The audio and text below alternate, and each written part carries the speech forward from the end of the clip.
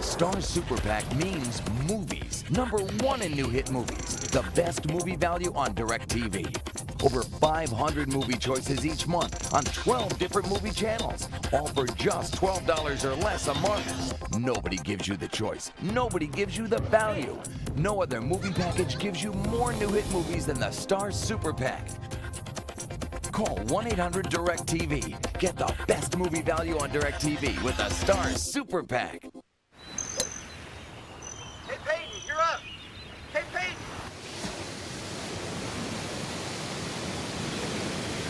Attention, please. All guests are invited to the bikini contest, now taking place in the pool area.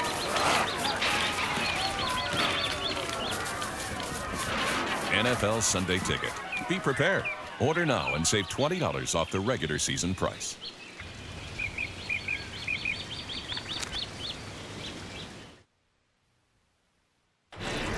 No wonder they call it the Superstation. The following is a presentation of TBS Sports. 92 all. 10 of a second left. PJ looking, inbounds to Davis, catch and shoot at the bunker. He hit it! He faked it, it's Lee! They're waving it off because you cannot catch and shoot with 7/10 of a second. Oh my goodness! On the run at the free throw line is Jermaine O'Neal, who is talking big in the press over the last 3 days, saying no one on New Jersey can guard me one-on-one. Way off. It's Tinsley to inbound. Wide open for the win. And that's it. And New Jersey has won on the road.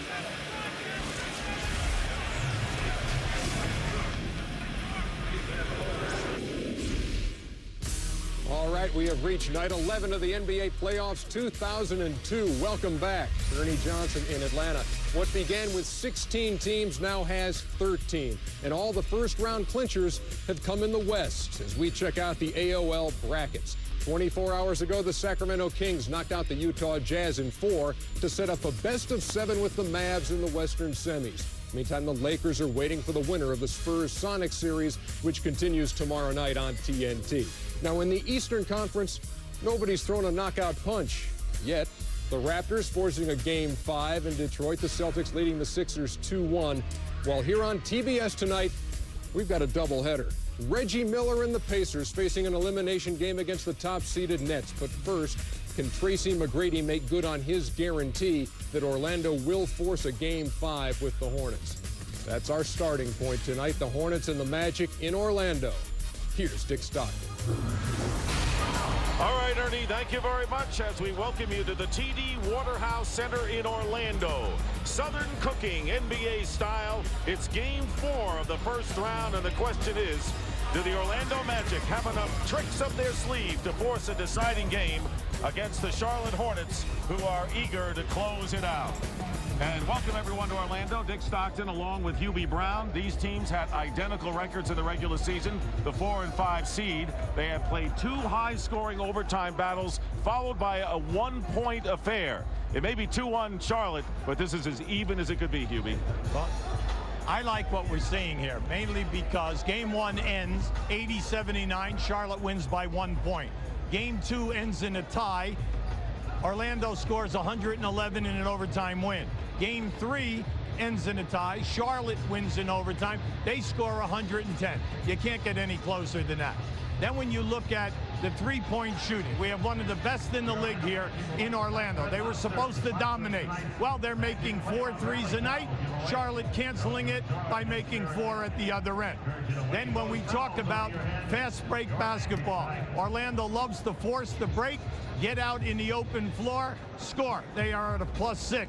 At the other end, Charlotte, one of the best offensive rebounding teams in the league, doing what they do well, dominating with a +5. So we have a wash. In the NBA, if you get to the foul line 30 times, you are leading the league in foul shot attempts.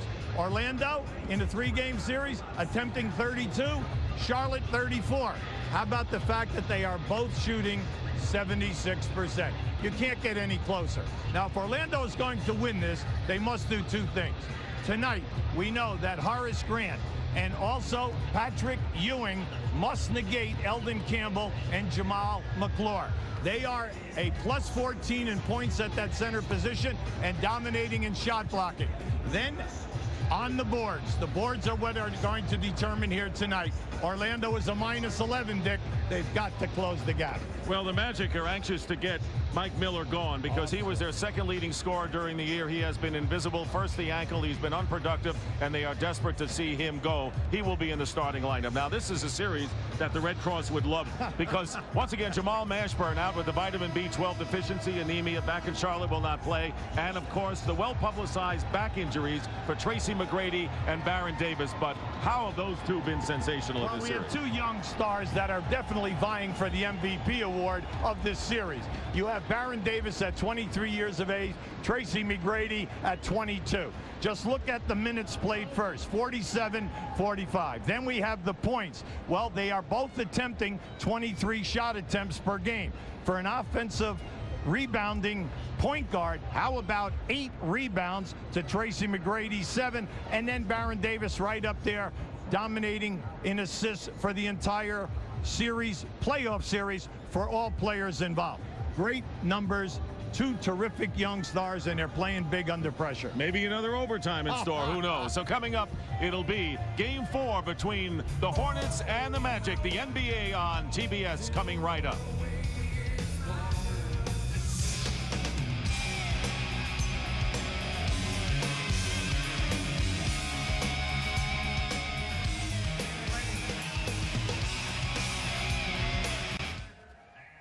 You survive an avalanche without getting swept away. Find out this July. You're not the best planner. Honey, you know how I feel about you and the boys. I understand. You'll do the best you can. He's your most important client. I have to take this call. It's Alan. Love you. Talk to you later. American Express, the Lion King is a gold card event. I have 4 tickets, front and center. How did you pull this one off? Planning.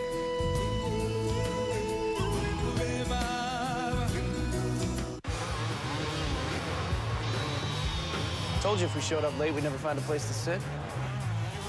Check it out! Dude, we're so close we can practically taste the action.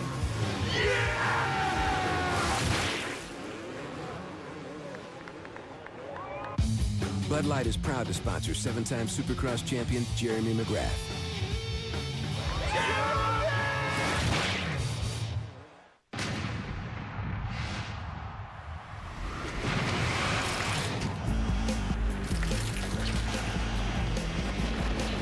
It happens in the blink of an eye. That defining moment in every game. When that moment comes, will you have ice in your veins? It's here. It's clear. New Gatorade Ice.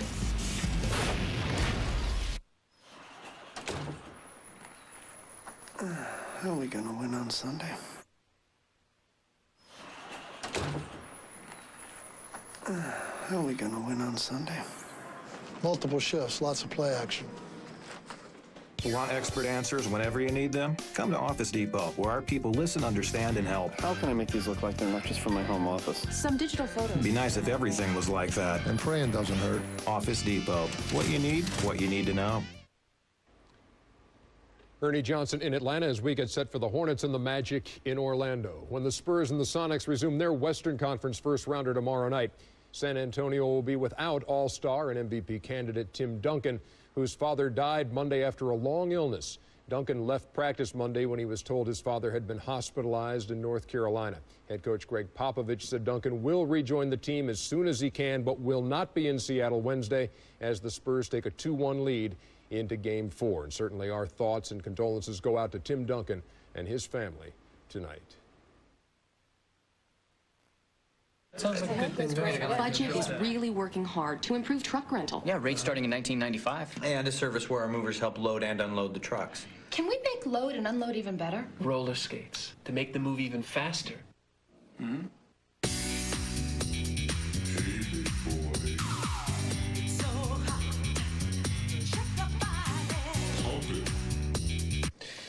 They don't need roller skates. Yeah, no, not roller skates, but load and unload. Who's that, your idea? That's a terrific idea, Coach.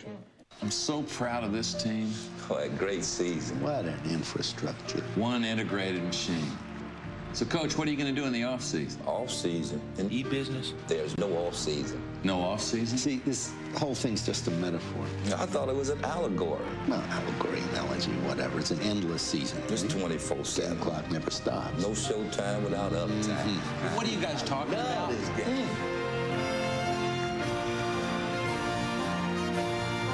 Bart, you've got some unique activity in your brain's pleasure lobe. Diagnosis? Butterfingeritis. No cure? Afraid not. Cool. Crispity, crunchity, peanut buttery. Nothing like a Butterfinger. From Nestle. Oh, why does Bart always get the good diseases? Subway has a new bread made with that bee guy's honey and his oats. Oh, whoa. Hey, Subway's this way! Subway's new Honey Oat on Wheat starts with tasty wheat bread. Then we coat it with honey and oats and bake it all together. Subway, eat fresh!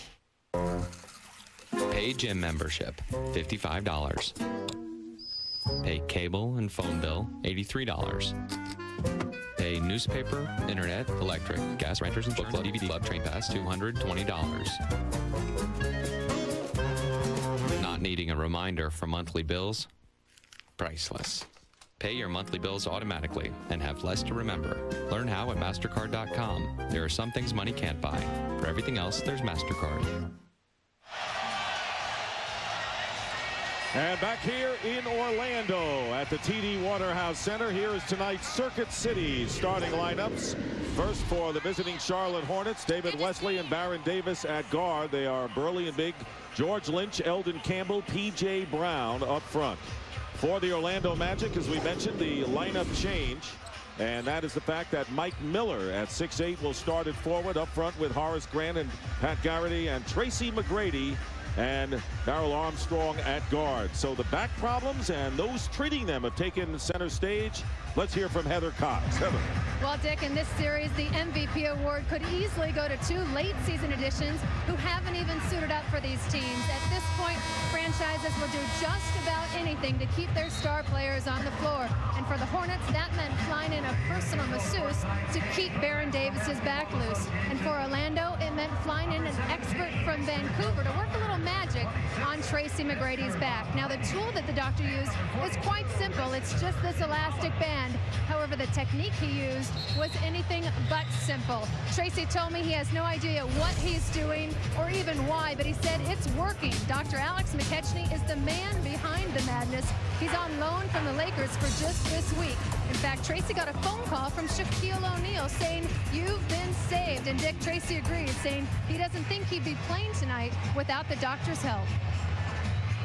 Well, he looks much better, and on Tuesday, it was the first day that T-Mac actually practiced in several weeks, so he's feeling good about things, coming off a 37-point effort, but did not score in overtime in the game in which the Orlando Magic lost, as the Hornets feel they had to win the game twice, as we know, by that three-pointer waved off at the end, and then, of course, winning going away in the extra session. The officials tonight, Joe Crawford, Hugh Hollins, and Bob Delaney. It's a game the Magic need to win to extend the series. By putting Mike Miller in the starting lineup, Doc Rivers is hoping now that P.J. Brown, the Charlotte power forward, will match up with Garrity, and that is going to be a difficult cover.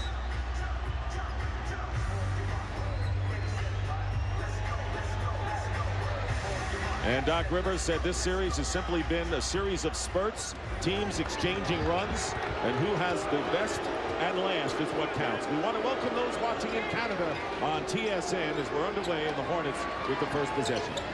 Well, they're looking to go right down inside to Elton Campbell. One-on-one coverage, Horace Grant. Campbell missing the shot, batted out. And here is Miller. Miller was also the leading scorer against the Charlotte Hornets in the regular year, and they desperately need to get him underway. Here is Armstrong coming around a screen, and Darrell Armstrong puts the Magic in front. Yeah, that was a very nice screen. They did exchanging down below, using first Tracy McGrady as a screener, and then a re-screen, which opened up Armstrong in the corner on that baseline move. Armstrong with 21 in the last game, tying his playoff career high. And here is Campbell working against Horace Grant, the double team with Garrity, and the offensive rebound by Lynch. Well, that all came about because Lynch's man left him to double team. And Lynch hitting from the corner to tie the score. Charlotte, one of the premier offensive rebounding teams we have in this league. Not only because of size, because of agility of the people. And Tracy McGrady hitting from the corner. McGrady giving the Magic a 4-2 lead, a minute and a half into this game. The Charlotte Hornets, the only team in the NBA with a better road record than at home. They were 5 games over 500 away from the Hive. And the driving layup does not go by P.J. Brown. Oh, look out here. 3-on-2. Miller open for 3. He couldn't have been more wide open here. Well, they're trying to get him going. And since he has come back from his ankle injury, he has not responded. He's only shooting 22% in this series. And P.J. Brown missing 1 layup and then coming back and seeing the ball slip out of his hands on another foray inside. Here's McGrady again. Rims in and out. If you have not seen Orlando during the year, they're right at the top of the league. They make 8 threes a game. They attempt over 20. It's not unheard of for them to be on a 3-on-1 and attempt a 3. Here's Wesley to Lynch. And right now the Hornets ice cold, 1 for 7 to start this game. And the good defensive play by Lynch, but Armstrong keeps control of it.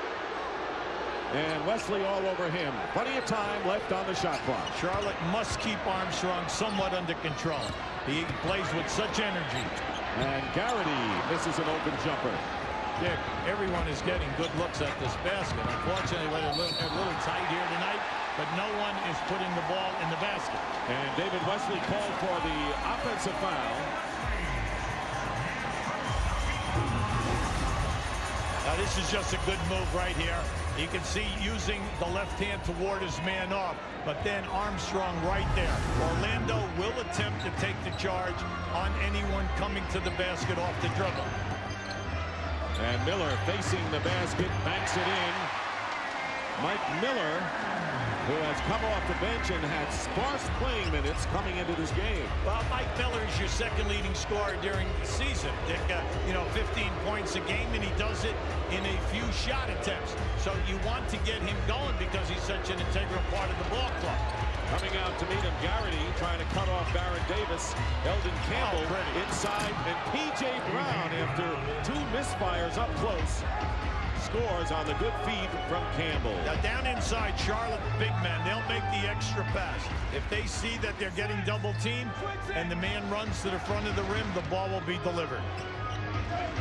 Again, Miller guarded by Davis, has a big size advantage. Davis knocks it out of bounds, but it's last touched by the Hornets with 8 on the shot clock. Yeah, I like what Doc Rivers is doing right now. As soon as they saw the matchup, Davis on Mike Miller, they're putting him right into the post. They're going to him, and he's facing the basket. Garrity off the screen. So Pat Garrity, who had 11 points and 10 rebounds in the defeat on Saturday, and the Magic leading by 4. Here is Eldon Campbell working his way in, and goaltending called against McGrady, and credit the basket to Campbell. Goaltending because the ball was deflected as it came off the glass. Eldon Campbell can really get it going here tonight, and you can see already he's getting good looks, high percentage shots, and this is what we're talking about. No double teaming in the post. The double team is coming late because it's coming on the dribble. Garrity for 3. Look out. Pat Garrity hitting the 3-pointer. Garrity now with 5 points, and the Magic looking good early on, up by 5 points. Well, Garrity is a prime-time 3-point shooter. Shoots it up in the mid-40s during the year, and he'll take 5 a game. Again, they go down in the low post to Campbell. Double teamed with Garrity and Horace Grant. Fake by Wesley, fires, and the 3-point attempt doesn't go. Rebound by Garrity. So the Hornets struggling from the field. Not so for the Magic, and Mike Miller hits his second. And it is now a 7-point Orlando lead, and pressure by Armstrong, who is now has the assignment of Baron Davis. McGrady had guarded Davis in the last game. So they're going with the smaller, quicker player. And we'll have an Orlando foul away from the ball, and it'll be on Mike Miller. Paul Silas who has brought his team through a lot of turbulence. Lack of support in Charlotte because the team headed for New Orleans, and they have more than kept their heads above water. Well, Mashburn missed 42 games before the current illness. George Litz missed over 35 games because of an operation on the foot. So they've had their major problems, the key players in their 6 to 8 man rotation. Wesley's with the basket. Hornets 4 of 11 shooting, trailing by 5. Garrity setting a screen. And going baseline, Armstrong hitting. Darrell Armstrong with his second field goal. Yeah, I like that. They were going to trap the screen and spot up. And I like what Armstrong did. He surprised the defense by blowing right to the baseline. Eldon Campbell on the miss, and the offensive rebound by George Lynch. Quickly bringing it out nearly halfway through this opening quarter.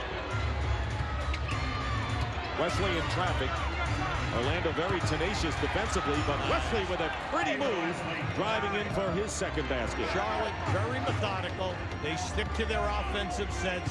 They have excellent spacing. They have high percentage low post people. They handle the ball well off of pick and rolls. They are not a great three-point shooting team, meaning percentage-wise, but they will take them.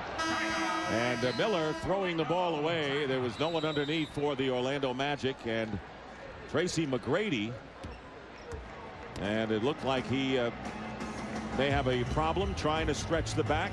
That has been one of the big stories. McGrady gingerly going back to the bench. Oh, you're going to see the pass right there. The defender fronted McGrady, and you could see McGrady do a split. We weren't technically a garage band since we practiced in a barn. We still make a lot of noise, only now it's on the phone.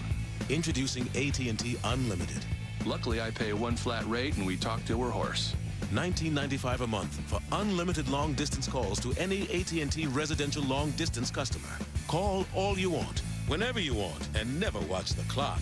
I love them, but I'm not going to pay a lot to listen to them. Nobody ever did. Call 1-800-REACH-OUT to enroll.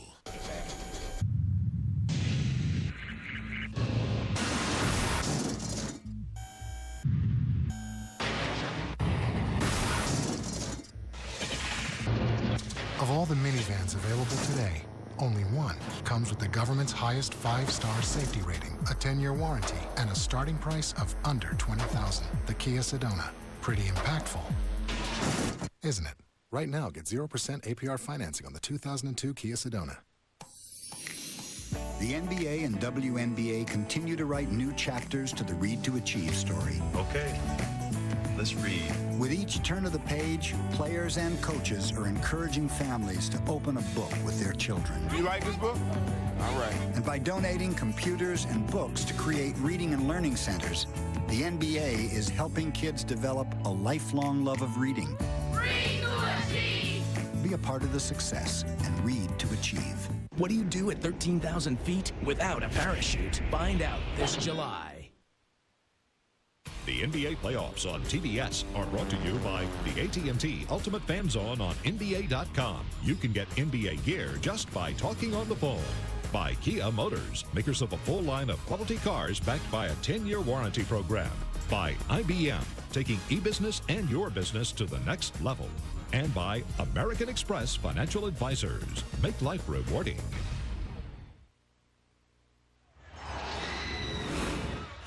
Keep an eye on this play. The basketball is right here with Armstrong. Here comes Garrity to set the screen. He's going to slip the screen. The defender right here jumps to the top side. Armstrong surprises everybody by blowing right to the baseline. This is reading the defense well. He almost crashes into his own man. But we will see quite a few screen and roll, screen and spot ups on both wings from Orlando. Not only is Magic shooting 7 of 10, but Baron Davis, coming off his first career playoff triple-double, has not been the focus at all of the offense. He has not taken a shot, no rebounds, no assists, and we know how impressive he has been there. And McGrady knocks the ball off of the knee of George Lynch, and so the Hornets turn it over. Okay, McGrady does not look good. You can see right now he's in pain, no doubt about it. When you have that lower back, he's trying to suck it up and make things happen. Well, what's the worst thing to do than to have a split on the floor when you have a bad back? Looking for Miller, posting up against Davis. Again, trying to take advantage of the size advantage. And the fake by McGrady. And they'll go to Miller in the corner. So far, Doc Rivers' plan to start Mike River, have him going, is working. He has 6 points. Well, when you look at the Orlando offense, outside of Mike Miller, who has a major mismatch in the post area, the only other guy you could do is McGrady. But McGrady would take a physical beating in the lower back if he posts up. And right now, let's check on Heather Cox, an update on Tracy McGrady. Well, Dick, Tracy McGrady did slip and fall on a wet spot. He said he tweaked his back. The trainer came in to address it during the timeout. Doc Rivers kicked the trainer.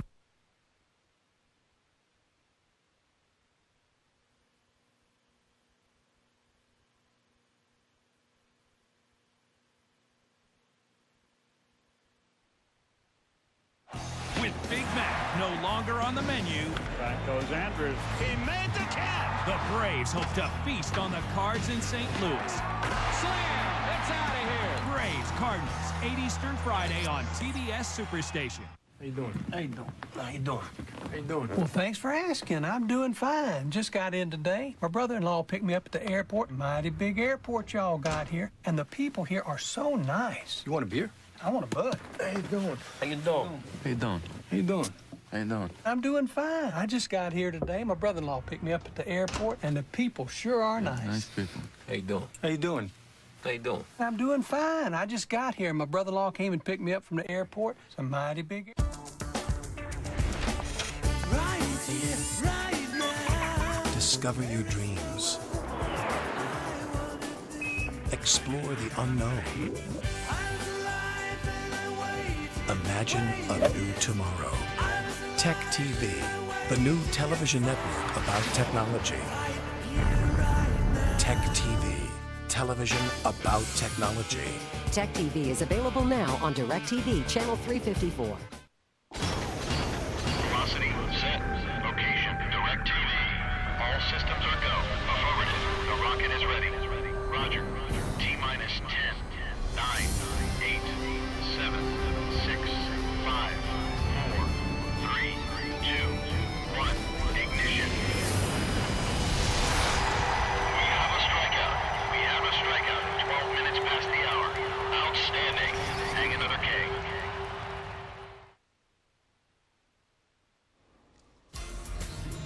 And we welcome you back to Studio A in Atlanta.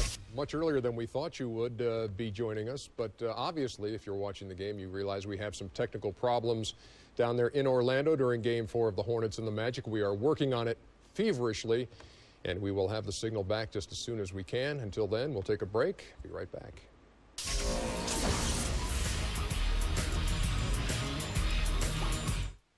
Tomorrow on Ripley's Believe It or Not. 3 cheers for strip aerobics. How far will they go? That keeps people coming back to the gym. Talk about balls of steel. Can he take it like a man?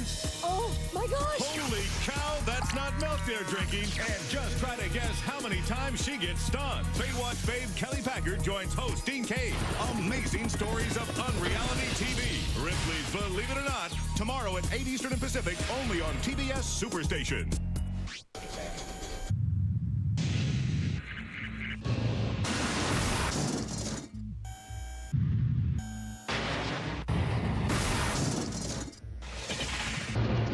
Of all the minivans available today, only one comes with the government's highest 5-star safety rating, a 10-year warranty, and a starting price of under $20,000. The Kia Sedona.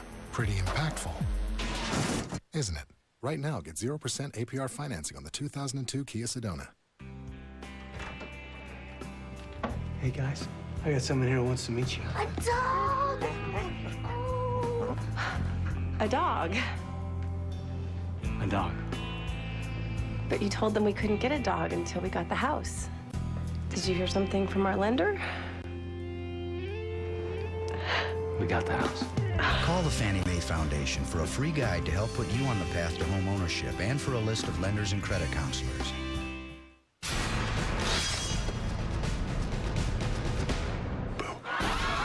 The Scorpion King is the #1 movie in America for the 2nd straight week. With non-stop, rock-solid action that will totally blow you away. The Rock is the action hero for the new millennium. Catch this. It's one big hit of a movie. The Scorpion King. Rated PG-13. Now playing at theaters everywhere. Brown makes me a hero. It lets my customers know I've shipped what I promised. It lets them track their own order from the time it's shipped until the moment it arrives. Brown gives me the time to make sales calls instead of tracking packages, which makes me a hero to my boss. Brown works. I get the credit. How terribly, terribly unfair. Better service, more sales. What can Brown do for you?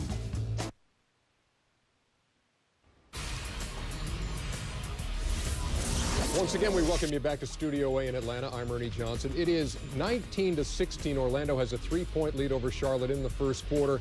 They are in a timeout right now. When they come back from timeout, we will have pictures, and Kenny Smith and Avery Johnson and Peter Vesey and I will call the game from Studio A when we come back. Yes, we have a fingers crossed. Thank you.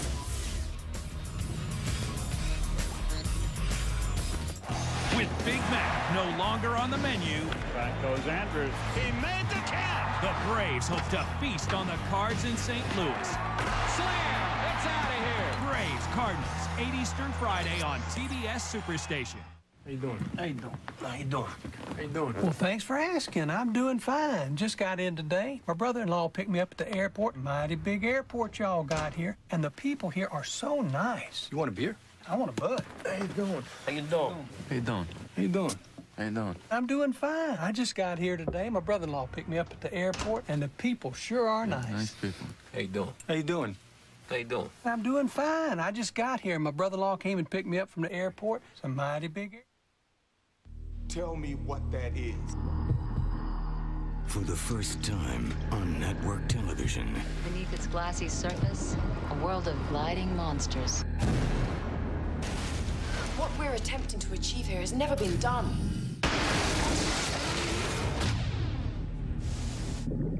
Just what did you do to those sharks? We use gene therapies to increase their brain mass. Tell me I didn't see that. They recognized that gun. As a side effect, the sharks got smarter. Oh my God. They're hunting in packs, like wild dogs. We're going to have to swim out of here. Go! The world broadcast premiere, Deep Blue Sea. Coming May 12th to TBS Superstation.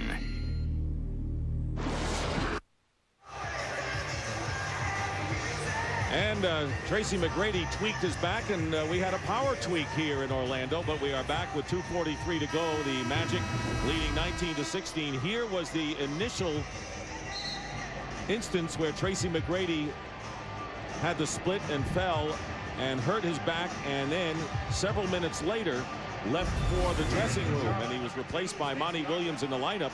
When we left you, the Magic were leading 17-10, and the Hornets came back to score 6 straight points before Mike Miller, who's been red hot, hit a basket.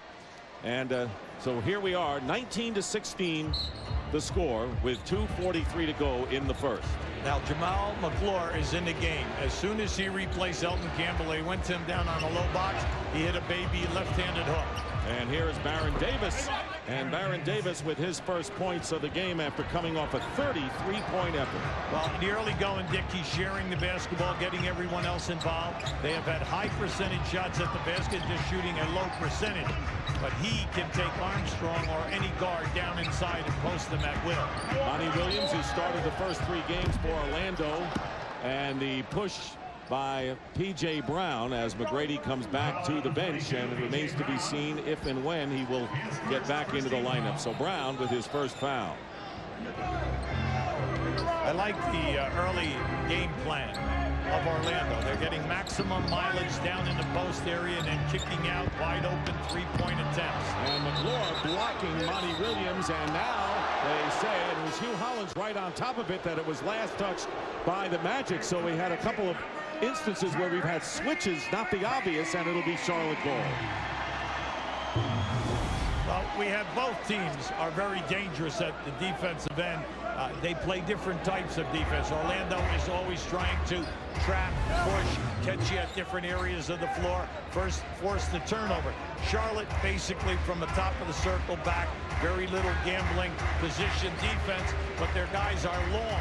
They're long with the long arms and they have good size. Tracy McGrady back in the game. He has scored 2 points but has 4 assists as he has set up his teammates pretty well thus far. And Baron Davis looked like he forced that over Miller. And Stacey Augmon in the game misses a short shot. A lot of misses, both teams wide open looks. Well, in this series, Charlotte rotating 9 guys. When they come off the bench now, Tracy Augmon has given them excellent minutes. He will defend McGrady. Armstrong with 6 points, second to Miller's 8. And Darrell Armstrong perfect from the field with under a minute and a half to go in the first quarter. The Magic leading by 3, 21-18. David Wesley off the screen.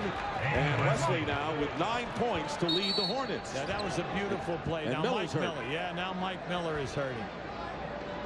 This is like a mash unit type of I said at the outset, Hubie, that this is a game for the Red Cross, and we were talking about Nashburn, who's not here, a big loss with his viral problem, anemia, vitamin B12 deficiency, and hit, and you can see the blood hit on the right side of the face, and he will go into the locker room now.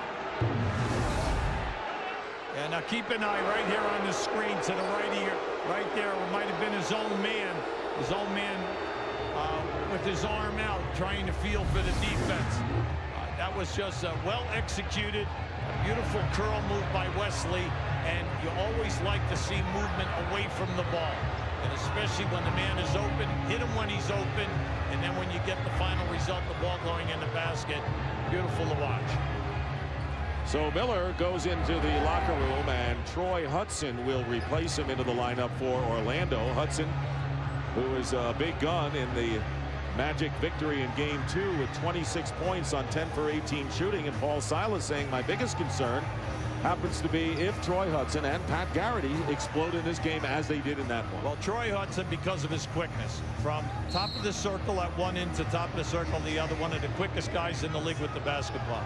He comes in, he's instant offense. They allow him to shoot. They run a lot of screen and rolls for him, get him into the middle of the floor. He's an exciting player to watch. During the season, he had a number of nights, close to 10, where he came off the bench and scored over 20. Now, in game 2, where Charlotte gets a W, he comes in off the bench. Orlando makes up a major deficit, and he comes in with a solid 26 points.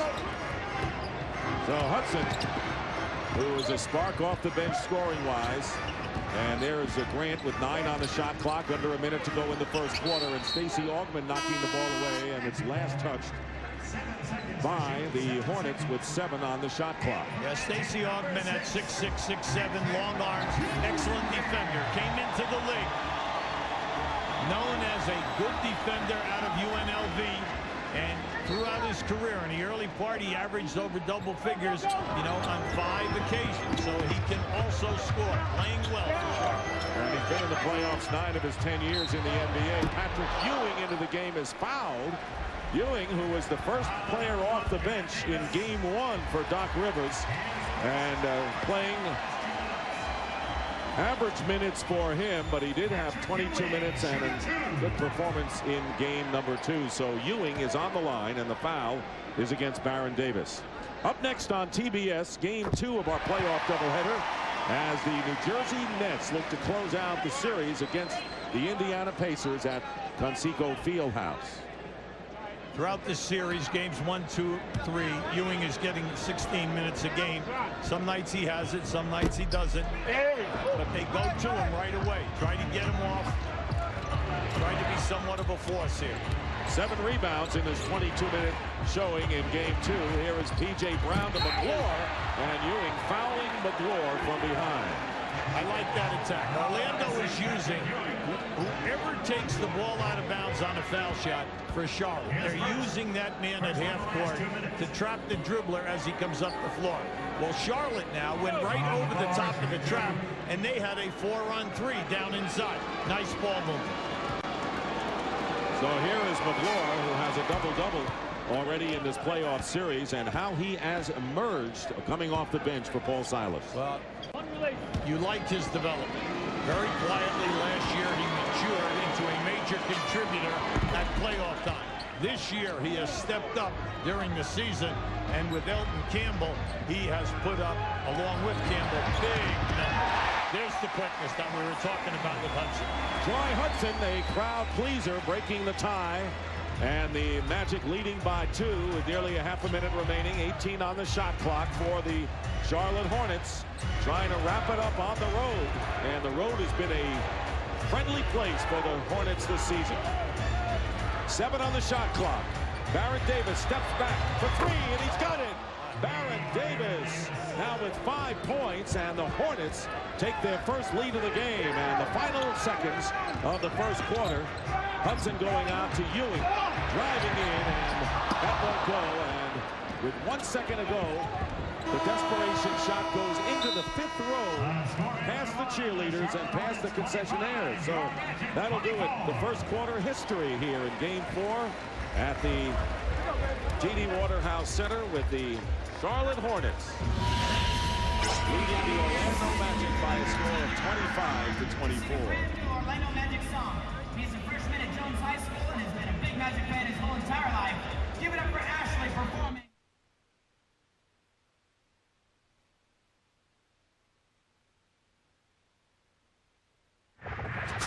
This is not a dream. This is not a fairy tale. And these are not humans. Mortal Kombat, Live Easter, tomorrow, only on TBS Superstation.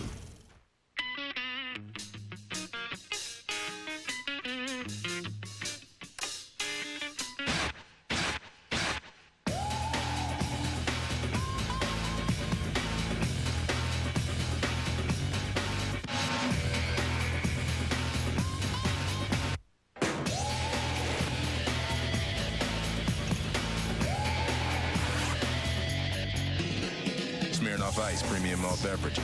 Drink responsibly.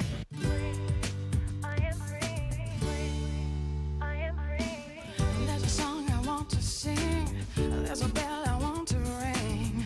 Every place that I go, it's easier with you. I am free to express myself. Around the world, no Main Street. I am free to live my dream.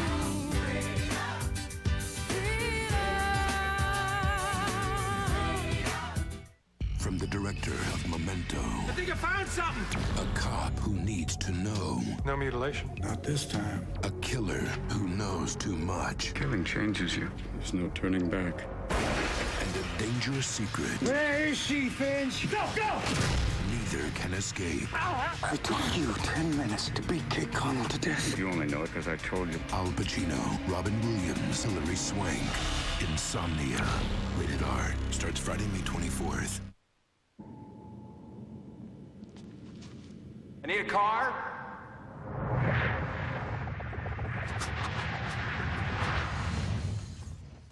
No, a convertible.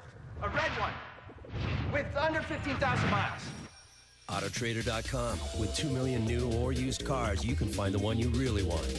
And with millions of shoppers, you can sell the one you already have. It's the ultimate automotive classified site. Autotrader.com. Your car is waiting.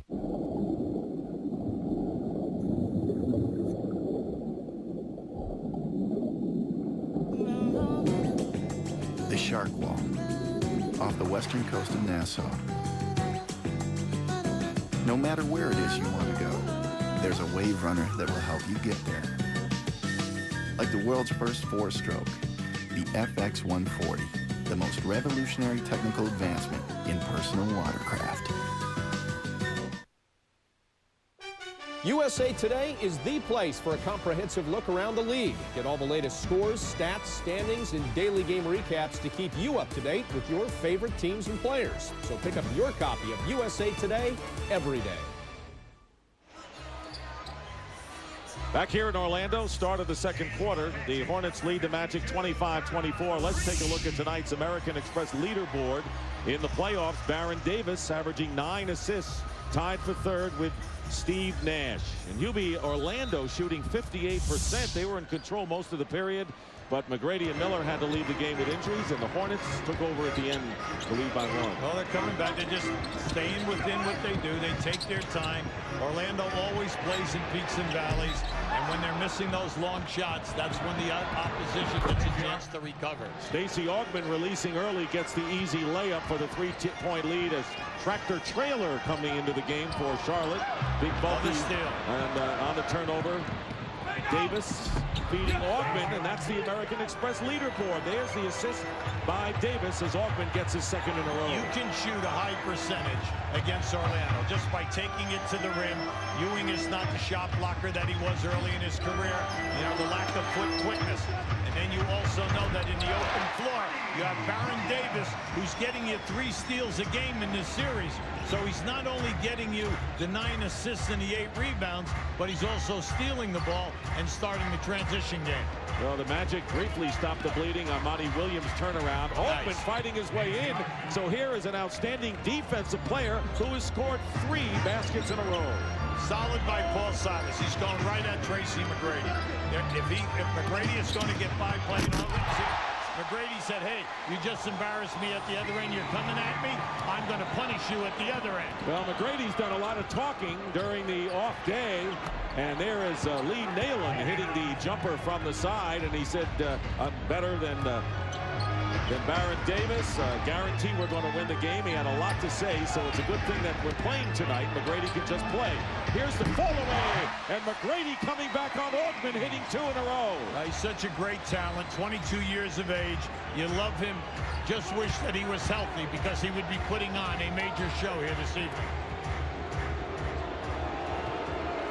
Right now, Charlotte is out there with their 4 subs, along with Baron Davis. These are the key guys in their rotations. And Davis going around an Augmon screen, and in his face is Don Reed. And the 24-second clock expires as Traylor was hoping to get a foul from Don Reed defending him. And the Magic, who are trailing by 3, take over. And the crowd trying to get into this game. This is Tracy McGrady retaliating by being posted at the other end of the floor. Now this is just, you hope that he can get a major spurt going for you. Doc will wear him out here right now. And Traylor blocks it, and Davis ahead of the field. Troy Hudson back, and the feed inside, and the basket by McGlure. So Charlotte taking advantage of the turnover, getting the easy 2. If I'm Orlando coaching staff, I'm upset here right now. They've just turned us over 3 times in the last 2 minutes. I'm not upset about the turnovers. That goes with basketball. But the fast breaks are 2-on-1, 3-on-1, and their big people are beating my guards down the floor. That's what's embarrassing here. And Baron Davis has 5 quick assists in this game. Here is Troy Hudson hitting the shot. And you can see why these teams have played high-scoring games. 35-32. Charlotte leads. Good news for the Magic as Mike Miller has come back from the locker room. And the right side of his eye has been taped up after he received the cut. Here is Nalon with the fall away. Ewing the rebound. All Patrick has to do is defend, rebound, and get it out here. Don Reed missed the stuff, but he was fouled to save him. Don Reed on the feed from Hudson. Down the middle, Reed is a big guy, and the timeout coming up, and the foul is against Lee Nalen. It is a nip and tuck game. Now here you're trailer. You're always looking for the trailer in the open floor. If you're not going to shoot the 3, look for the man in the lane.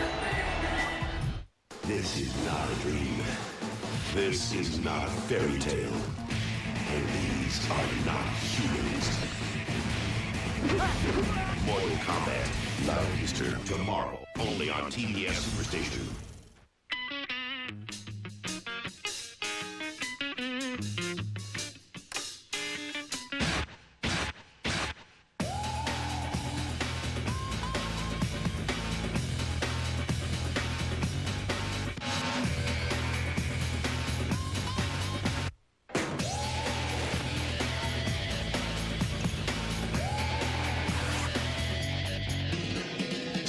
Nice premium malt beverage.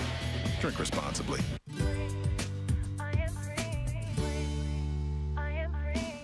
There's a song I want to sing. There's a bell I want to ring. Every place that I go, it's easier with you. I am free, free to express myself around the world and on Main Street. I am free to live my dream.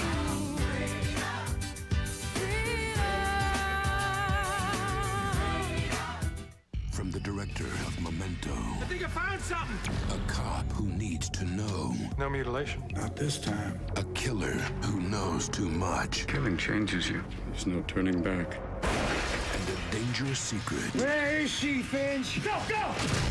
neither can escape. I told you 10 minutes to beat Kid Connell to death. You only know it because I told you. Al Pacino, Robin Williams, Hilary Swank. Insomnia. Rated R. Starts Friday, May 24th.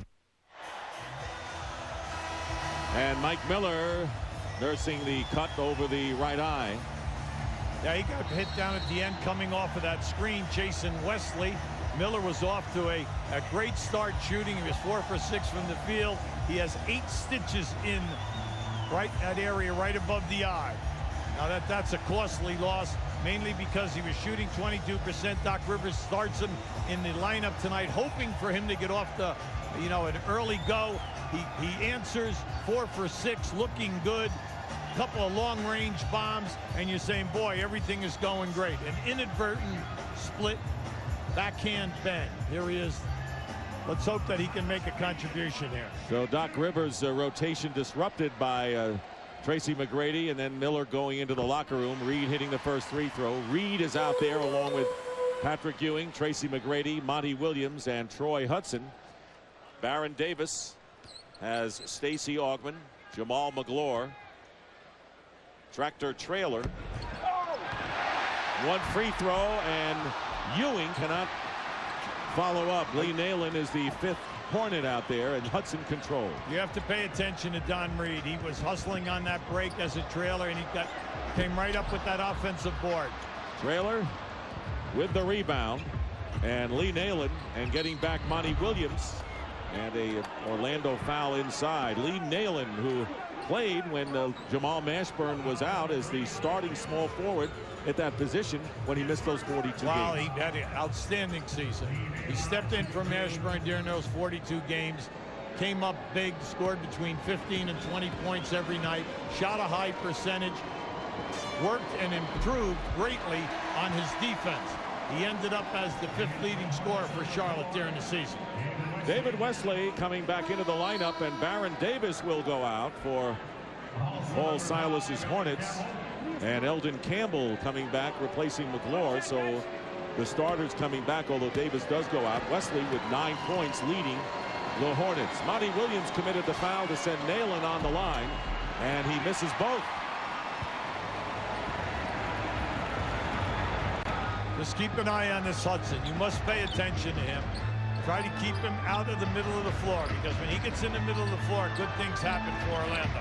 Over Augmon, Tracy McGrady, and Campbell the rebound for the Hornets. A 2-point lead for Charlotte. Charlotte just loves to slow you down, get in that half-court action. Wesley off the rim, and Monty Williams out to Hudson, driving in, and a block by Eldon Campbell. Eldon Campbell with a terrific defensive play against the smaller Hudson, and Trailer will be fouled going up for the layup. Eldon Campbell, anytime that he gets major minutes, is always going to get you at least 2 shot blocks in a game.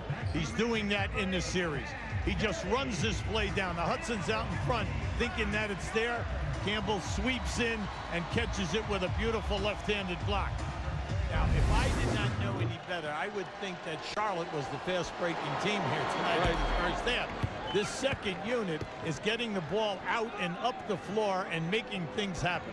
And that was the strategy Doc Rivers said. We have to force the tempo, force turnovers. It's gone the other way. Absolutely. Thus far. And Trailer making only 1 of 2. So Charlotte a bit sloppy from the line, and the Hornets up by 3 points. 7:45 remaining in the first half.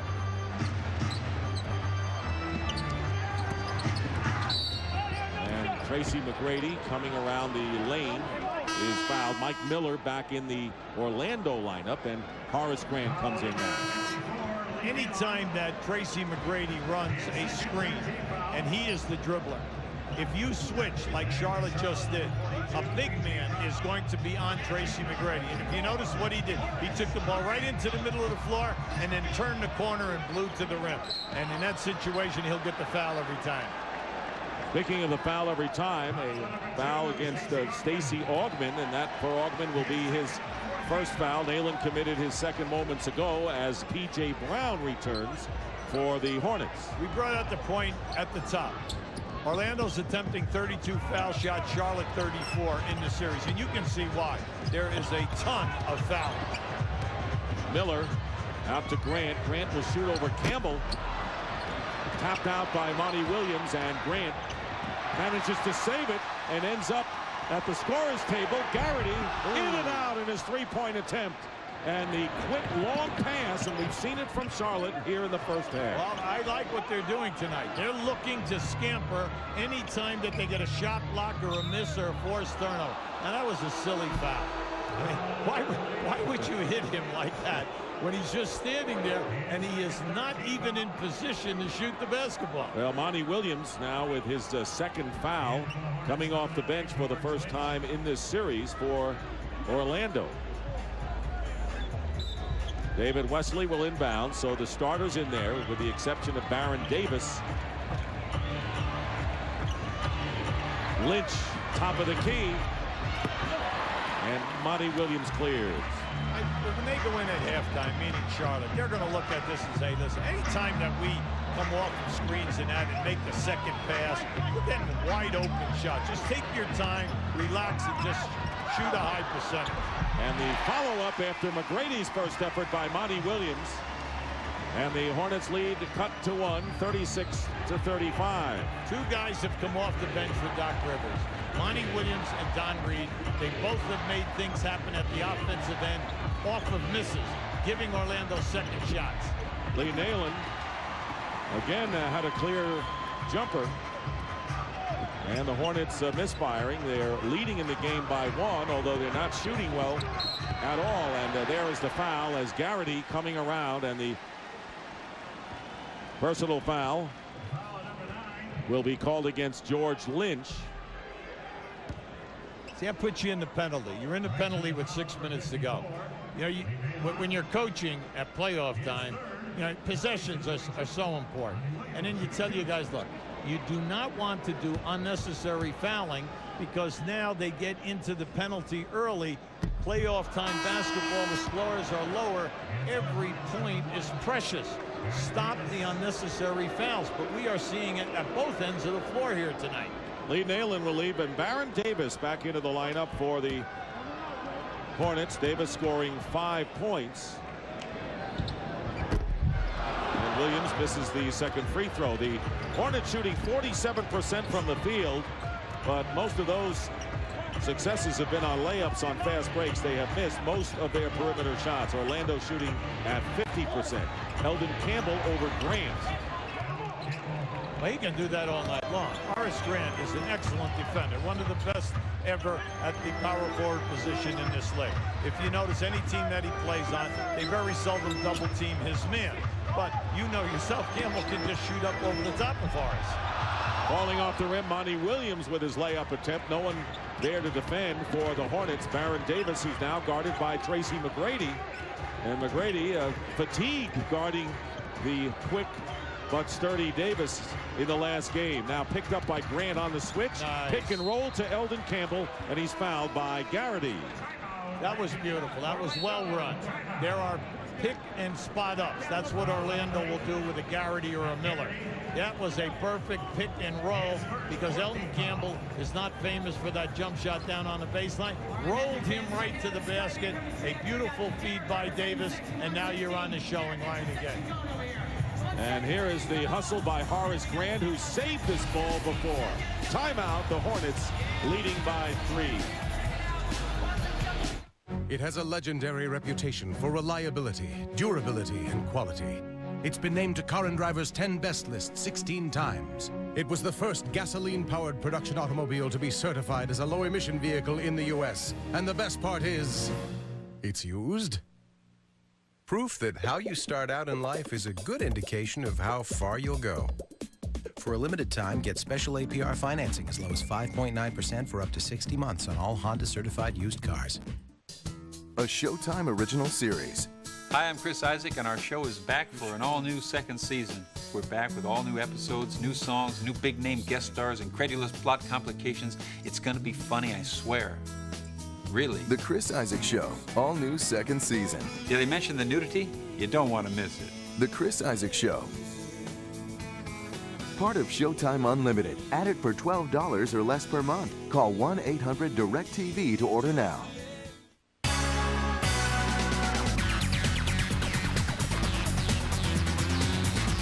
Don't miss live soccer action from the English FA Cup.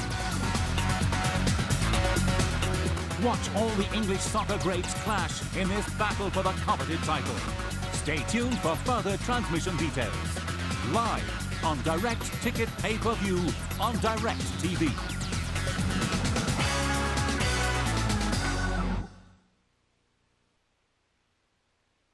The NBA playoffs on TBS are brought to you by Budget. Fast Break is our fastest way to rent a car. Find out more at budget.com.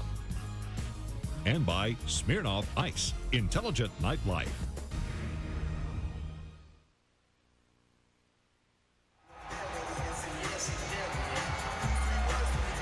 Back in Charlotte, the Hornets up 38-35.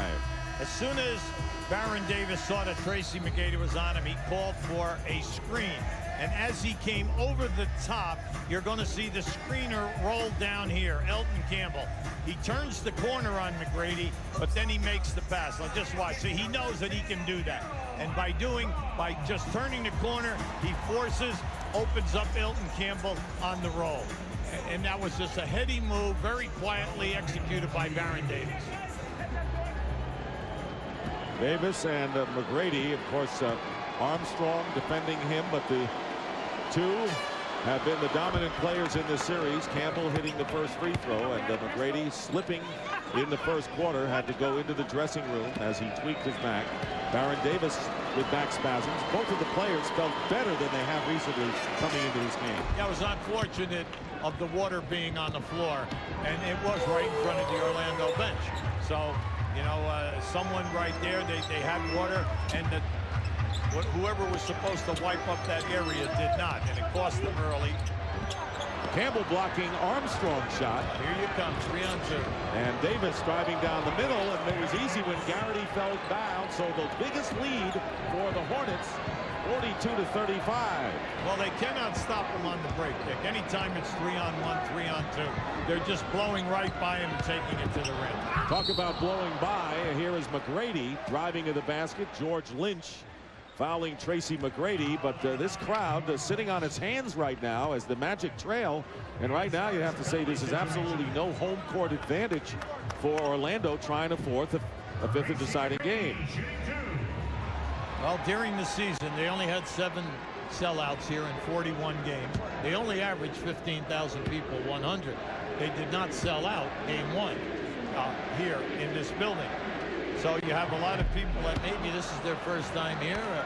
We don't know whether they're visiting Disneyland in Orlando. You're tired. And they're rooting for other teams, but they're definitely not rooting for the Magic. Well, maybe they're tired from a day at Futureland over there at Disney World.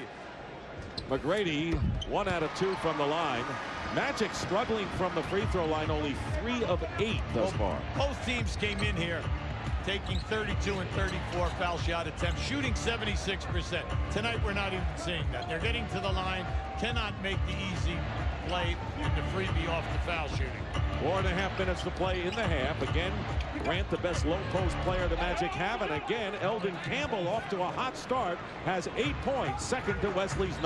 I like what he's doing. He's just taking his time. Sometimes he comes into the middle and goes for the jump hook. Other times he just turns in face and goes right up over the top of Grant. And here is Miller. And the rebound by Brown. And Eldon Campbell led the Hornets in scoring in game 2 with 27 points with 13 rebounds. So he can blossom and have a big game every now and then. Paul Silas saying you never know what you're going to get from Campbell. So far, he knows he's getting a good game. The double team, Baron Davis, Campbell getting the offensive board. Well, that's their trademark. They're one of the best that we have in the league. They get over 13 a game. They have good size, long arms, and they're excellent positioning when a shot goes up. It gives the offside guys a chance to get to the boards. And traveling, well, he got hit. The call against Campbell. Yeah, he got hit. He's looking for a foul right now. He's pleading to Bob Delaney. Delaney will catch him for no, he didn't. I was surprised he didn't give him a game delay. But Elton Campbell thought that he got hit in the face. Now just keep an eye on him right here. You're seeing Grant pushing off. Now, it had right. Oh, well, I didn't see the contact. I didn't either. I did not see the contact. 8-point Charlotte lead. Armstrong going out to McGrady. Well, they love to do that. Drive it hard into the paint, kick it out, and shoot the three. Batted out by Horace Grant to McGrady. Here's Armstrong. 3 from the corner. And taken down by Baron Davis. So the Magic, after a hot start, have missed 11 of their last 12 shots from the field and have fallen behind by 8 points, under 3 to go in the second. Well, this is how they play. They play, you know, hot and cold. You cannot continue to shoot a high percentage shooting from that distance. Baron Davis, and it's lost, and Davis lays it in. So the Magic playing extremely sloppy tonight, trailing by 10. I like the awareness of Charlotte tonight. They're making it happen at their offensive end of the floor. Charlotte hitting 15 of their last 24, and the blocking foul on Lynch. And for Lynch, that'll be 3 personal fouls for the starting forward for the Hornets. Yeah. See, you don't want to try to steal the ball from Tracy McGrady. You want to force him into areas where you can double team. Now, this is a tough cover. I'm not going to tell you that McGrady's an easy cover. He's going to get 23 shots during the course of the game. You know that because of his athleticism, he can stop on a dime and elevate.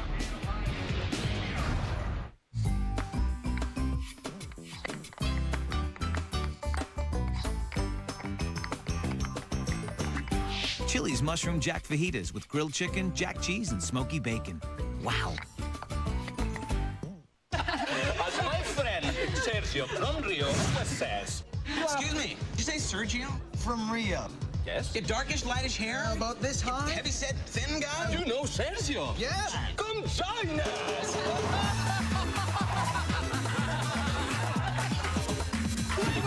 Wait. Let's go see Sergio.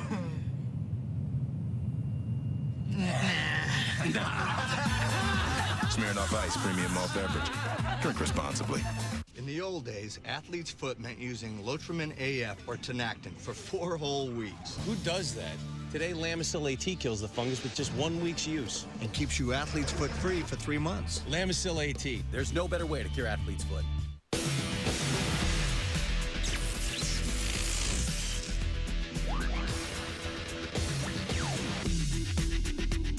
Armor All Protectant Wipes. Armor All Shine and Protection in a wipe.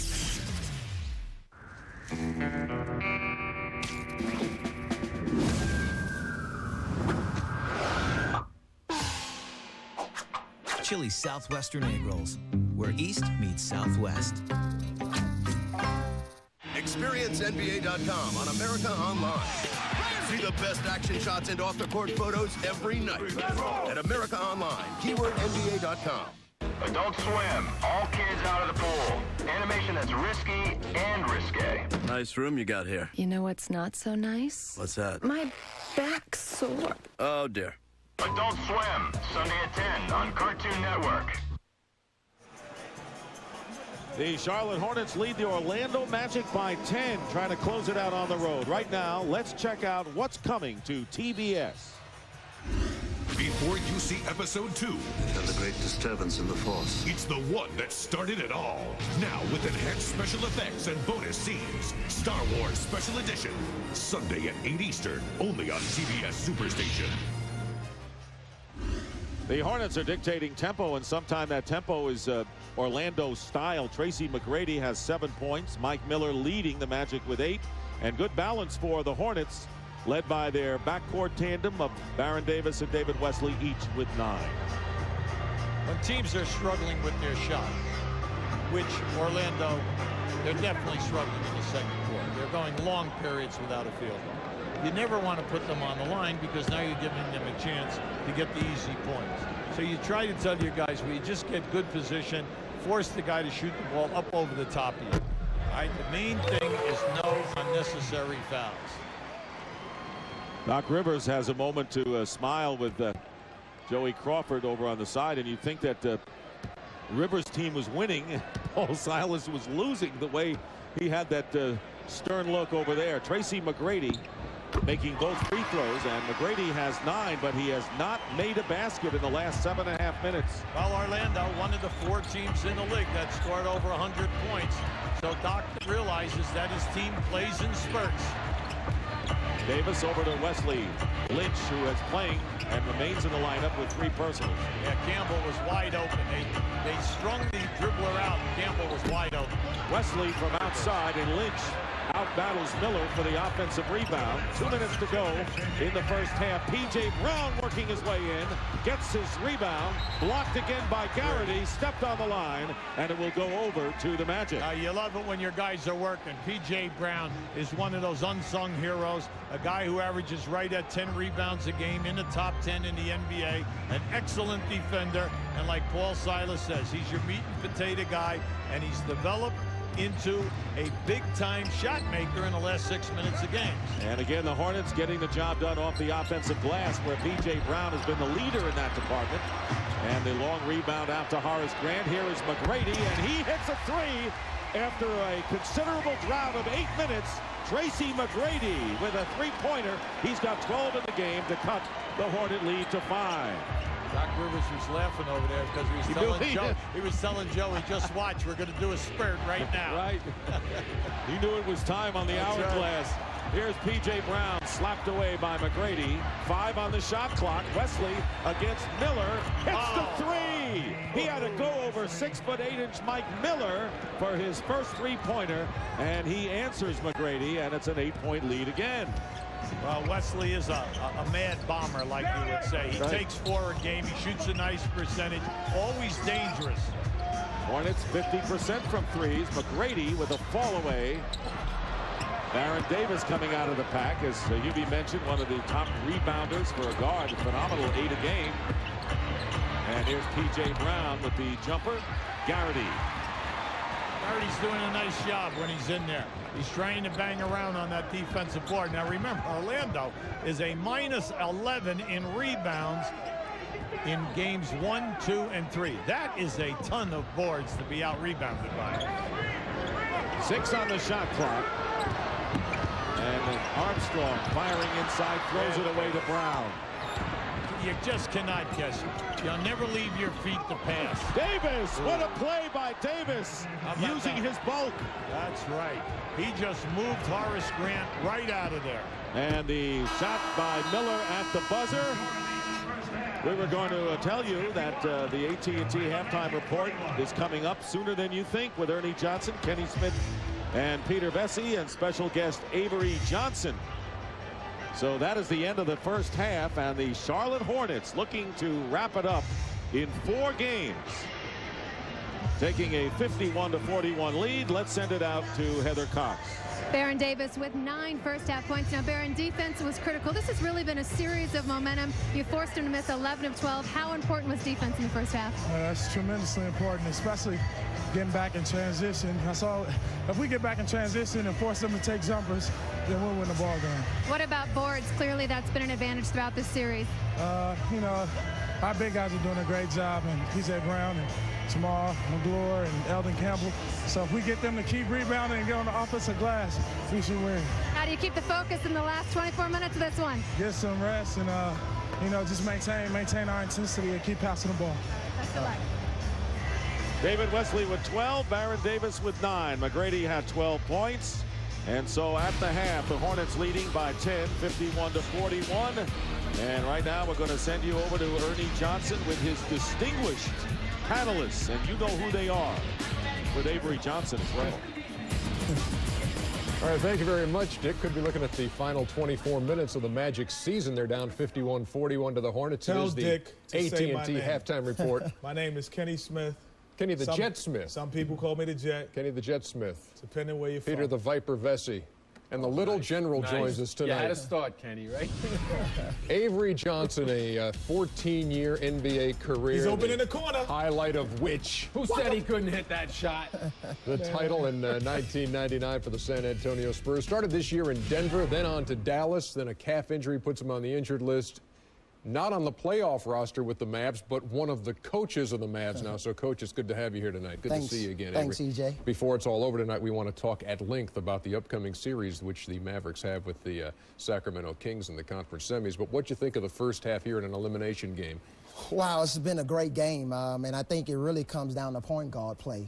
Baron Davis has been playing great this series. I think they need to get a little bit more, Orlando that is, from Darryl Armstrong, because Barron has just been dominating. So I think it's going to come down to point guard play because Tracy McGrady's going to get his numbers, but Barron's been doing an exceptional job. Tracy McGrady, 12 points in the first half on 4 out of 10. Baron Davis, 9 points on 4 out of 8. Certainly the focal point, especially with Jamal Mashburn still out of there, Kenny. And Tracy McGrady saying that he wasn't better than him, so he makes him the focal point even more. But he's having a series kind of similar to what he had last year when he played against Miami and Tim Hardaway. And he was, he's really been able to get to the basket, everything was open. They have no answer for him. And this series, they have no answer the same way because they've had everyone who could possibly guard him, but he crosses you over. He can get in the paint. The bodyguard is strong enough to take contact and score. He gets you out front. He can lull you to sleep, and he has a long-range jump shot. So you're like, what do? I gave him the drive. I gave him the J. Okay, you know what? In transition, he might not be good. So, okay, in transition, what he'll do, he'll drop you if you're Pat Garrity. You get dropped on the break, and he drops you off in the basket. Baron Davis right now has the total package if you're a point guard. Pass, he can penetrate, and he can shoot the outside shot. The Magic down by 10 here, Peter, going to the third. I'm going to go exactly with what Baron Davis said. He talked about his big men. They've got McLaurin coming off the bench. He's 7 feet. They got Campbell, who's 7 feet. They got P.J. Brown, who's close to 7 feet. And they've got Lynch. Who does the Magic have to go up against them? They've got Horace Grant and Patrick Ewing. They've got 1 point between them. I mean, you got two guys that are ready for the Elephants' burial ground going up against young studs who, well, not all of them young, but Orlando much finally, younger than those guys. True. Orlando finally getting some production out of Mike Miller in this game. 8 points and 8 stitches in the first half on 4 out of 8 shooting. He had 9 points on 2 of 9 shooting in the first 3 games. Now, when the Spurs and Sonics resume their series tomorrow night in Seattle, Tim Duncan will not be in the San Antonio lineup. His father died in North Carolina Monday after a long illness. Head coach Greg Popovich says Duncan will return as soon as he can, but will not be in Seattle on Wednesday. Our thoughts and our prayers go out to Tim Duncan and his family tonight. Encourage a lifelong love of reading. Read to achieve.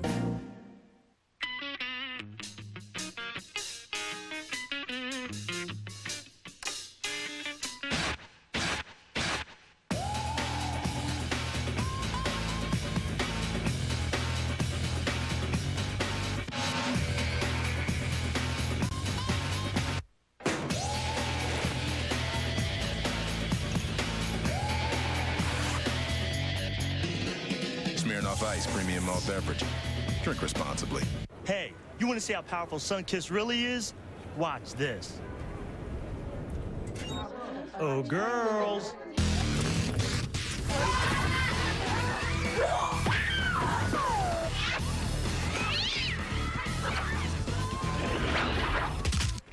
This might take a while. Sunkist. Experience the charge.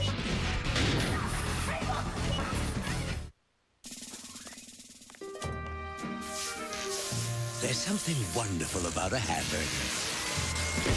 It's one of the few things that brings so much joy.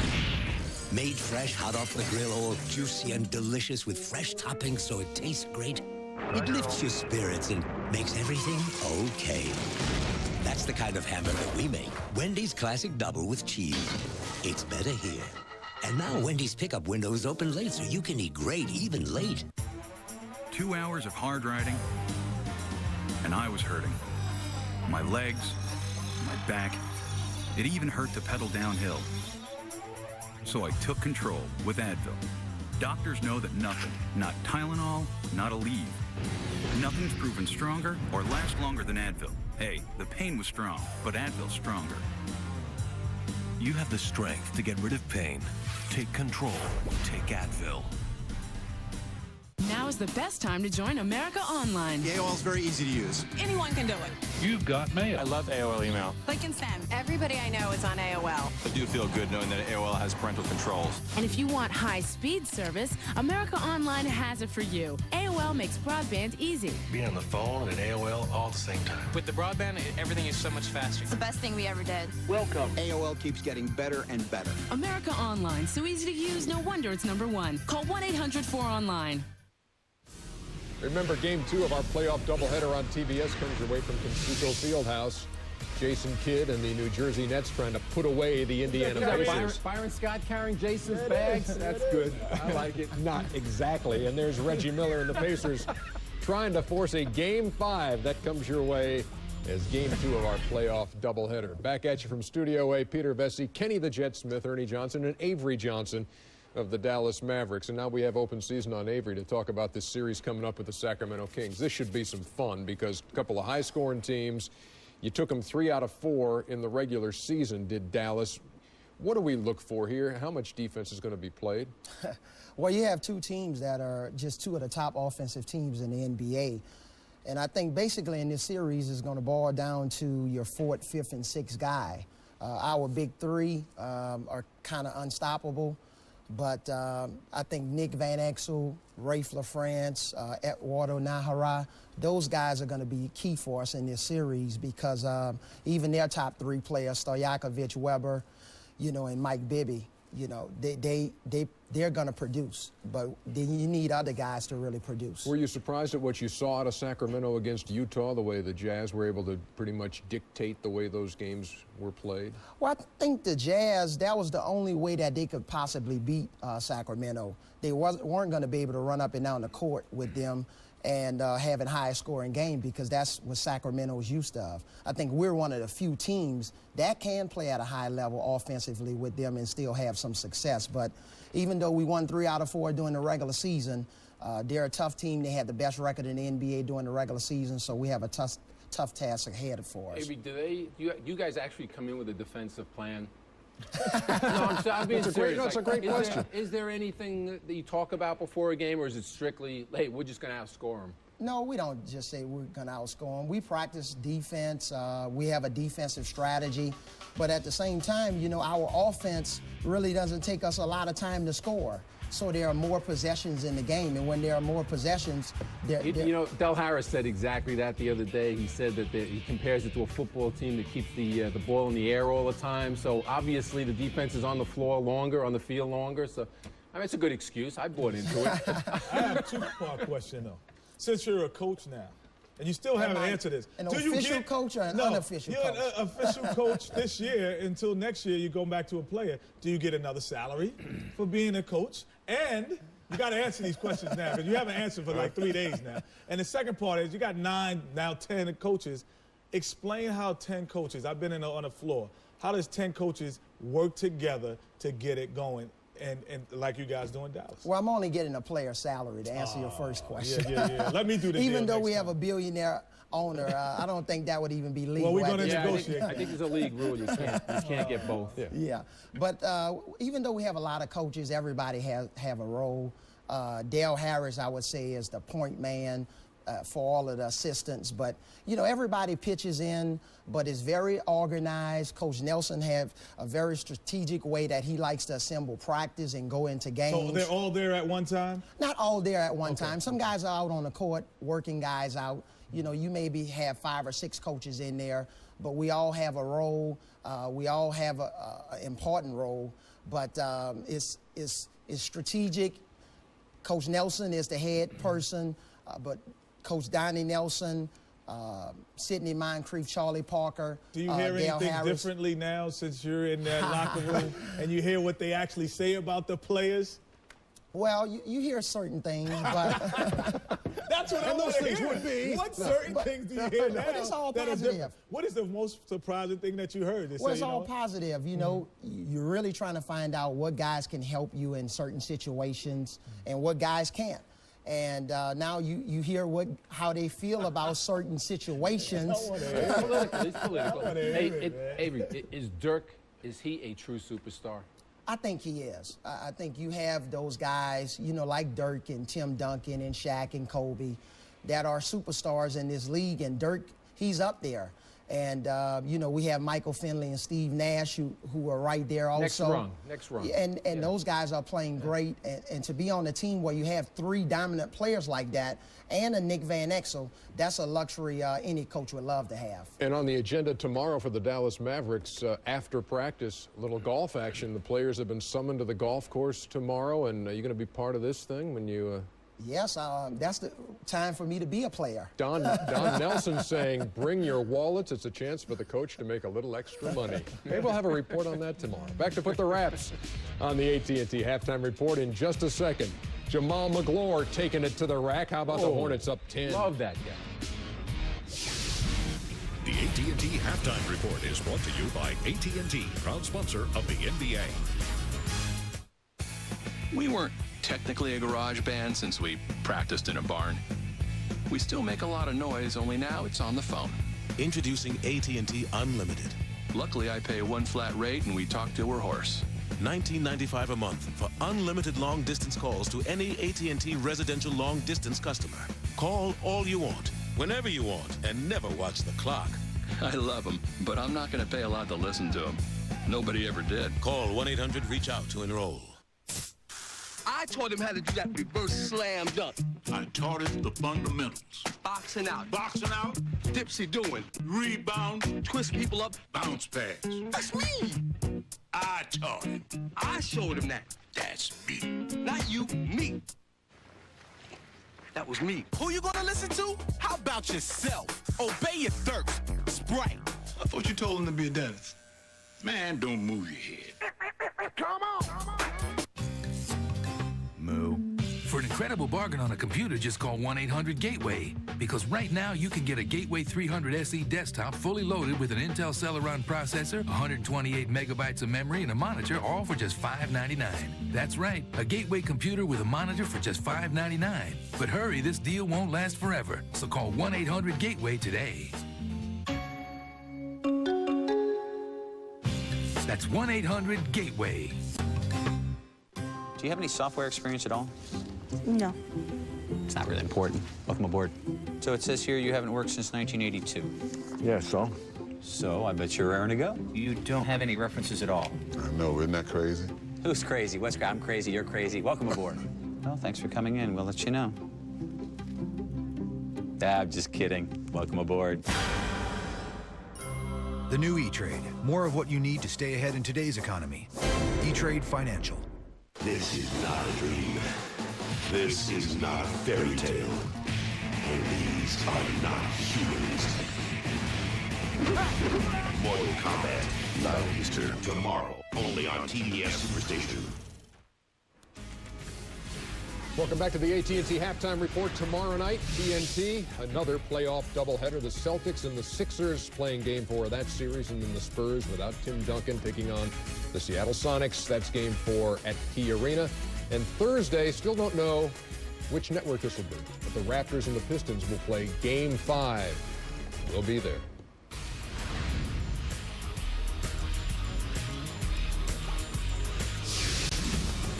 The AT&T Halftime Report has been brought to you by AT&T, proud sponsor of the NBA.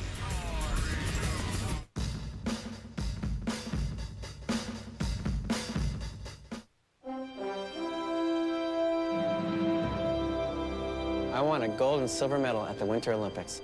He showed me how to use this thing. I brought home the gold. She helped me get rid of my grubs. I won the silver. He taught me the importance of primer. My team won the gold. She helped me find one of those flappy things. Our associates do great things every day. To join the team, give the Home Depot a call.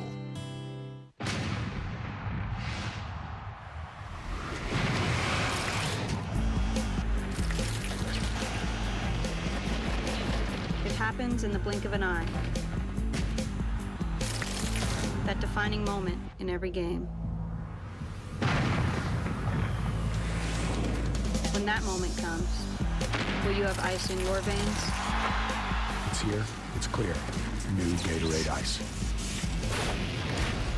Do I say may I or can I?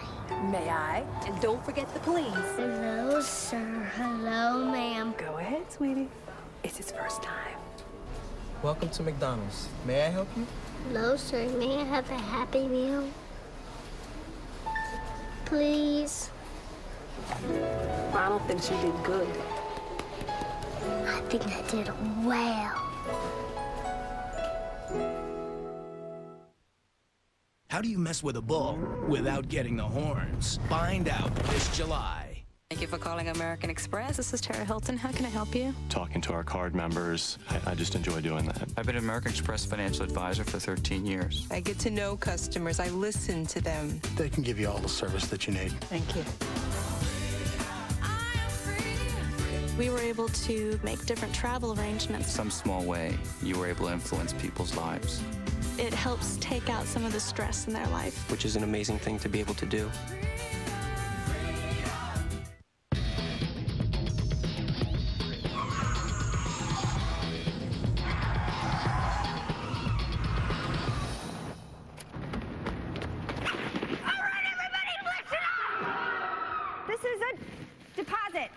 The new Dodge SXTs, CD sound, aluminum wheels, and some cash left over. What's the date? CD sound, wheels, up to $1335 in package savings, plus our 7100 powertrain pledge, the Dodge SXTs. America is still strong, and we salute the backbone of our economy, the independent small business owner. Now you can gain independence, make big money, and have the time to enjoy it. Call Teleking Communications Corporation, 1-800-207-7677, and discover an incredible offer to run your own wholesale distribution business. This high-profit opportunity is the American dream. Be your own boss, work part-time or full-time, and earn big money with no direct selling on your part. Get all the facts now on how you can take advantage of this turnkey operation. Availability in your area may be limited, so call today. Teleking will help you increase your income and give you the freedom to enjoy the things that make America great. Operators are standing by to help you. The call is free, and there's no obligation. Take charge of your life, earn big money, and have the time to enjoy it all. Teleking. For your free brochure and video, call 1-800-207-7677 now. This copyrighted telecast of the National Basketball Association is intended solely for the entertainment of our audience, and any retransmission, reproduction, rebroadcast, or other use of dissemination of this telecast, or the pictures, descriptions, or accounts of this game without the express written consent of the National Basketball Association is prohibited. Second half about to begin here at the TD Waterhouse Center, and the news is not good right now for the Orlando Magic, who need to win to stay alive, trailing 51-41. Frankly, Hubie and I have been at New Jersey with the Nets. We've been in Detroit and Toronto. It's been electric there, and it is a sharp contrast to the emptiness that we experience here. And so the Magic in kind are responding that way, and certainly the plans of Doc Rivers not going the way he imagined. Well, Doc was hoping for an aggressive style, force the turnovers, get out in the open floor. 0 steals, force only 5 turnovers. Plus, he said we must shoot a high percentage in our threes. They're 2 for 10. Now, you love the bench at Charlotte. They came in, gave them a quick 15 points with Augman and McGlure both getting 6 points. Very quietly, Wesley is leading his team with 12 points, and he's made a couple of threes. Yeah, the guards have come up big for the Charlotte Hornets as we take a look at the Home Depot halftime statistics. And the Orlando Magic dropped to 42% after starting 15 of 24, a cold spot. Hubie, what do you see? How about right there, the points in the paint? We knew coming in that Charlotte would be tough to beat in that area, but they are dominating once again tonight. And Paul Silas, who has brought his team back to strong finishes every year he has been the head coach of his team. And they won 15 of the last 21 this time, trying to advance to the second round. A year ago, they beat Miami 3 straight in a shocker before they went to 7 games against Milwaukee. The foul. called against Baron Davis, and 2 on Davis as we send it over to Heather Cox. Well, Dick Horsgren has a ritual if he has a bad half, in which he was 0 for 2. He likes to literally cleanse himself of any bad mojo. In this case, he took off his shoes and his socks, traded them in for a new pair, hoping that those good luck shoes bring him a few more offensive boards in this second half. As long as he's wearing socks, that's the key thing there, as McGrady gets the field goal for 14 points. Well, for Heather, at the top of the show, we said that Ewing and Grant were being dominated by a plus 14 with Campbell and McGlure. Well, right now it's 14-0 in points. That's telling. Campbell going out to Davis. Right now, good Orlando no call. in his zone. Good no call, and the three-point attempt. And it winds up in the hands of Darrell Armstrong, driving against David Wesley. Armstrong, and Campbell the rebound. That was one Armstrong thought he should have. Yeah, that was an easy move. I liked the way that Orlando came out. They were in zone, but this is what has been porous. The transition defense for Orlando has really been poor, mainly because Charlotte layup after layup after layup. Armstrong defended by Baron Davis, who has 13 points. McGrady leading with 14 for the Magic, and the lead pass Lynch to Wesley, and now the Hornets make it easy with their transition hoops. Timeout. Doc Rivers is very hot. He's really hot right now. They are shooting the jumper. The long rebound is coming out. Charlotte is beating them in transition. A coach will always say, where are the guards? Where is my small forward? They're the 3 guys responsible for transition D.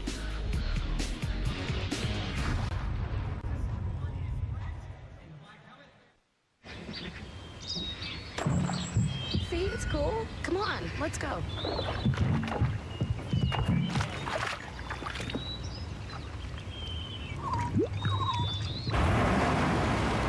With its patented 4-wheel drive system, Jeep Grand Cherokee Laredo is extremely capable. Thanks. But still as well-mannered as ever. What a gentleman. Now get our 7-year, 100,000-mile powertrain pledge on the most award-winning brand of 4x4s. Jeep, there's only one. At DirecTV, we've made it easier to have your choice of great premium packages. HBO, Stars, Showtime, Cinemax, and Sports Pack. It's only $12 more per month for your first choice, $10 more for your second choice, and so on. The more you buy, the more you save. Now is the perfect time to get those premium channels you want most. Order now at DirecTV.com or call 1-800-DirecTV. They hate us, you know. The humans. They made us too smart, too quick, and too many. We are suffering for the mistakes they made because when the end comes, all that will be left is us.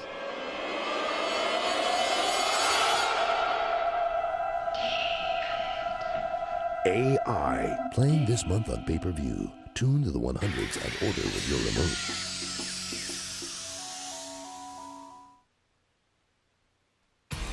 The NBA playoffs on TBS are brought to you by Jeep Liberty. Jeep, there's only one. By Genuity, managed internet services to keep your network secure. And by the NBA. The playoffs continue. Love it live.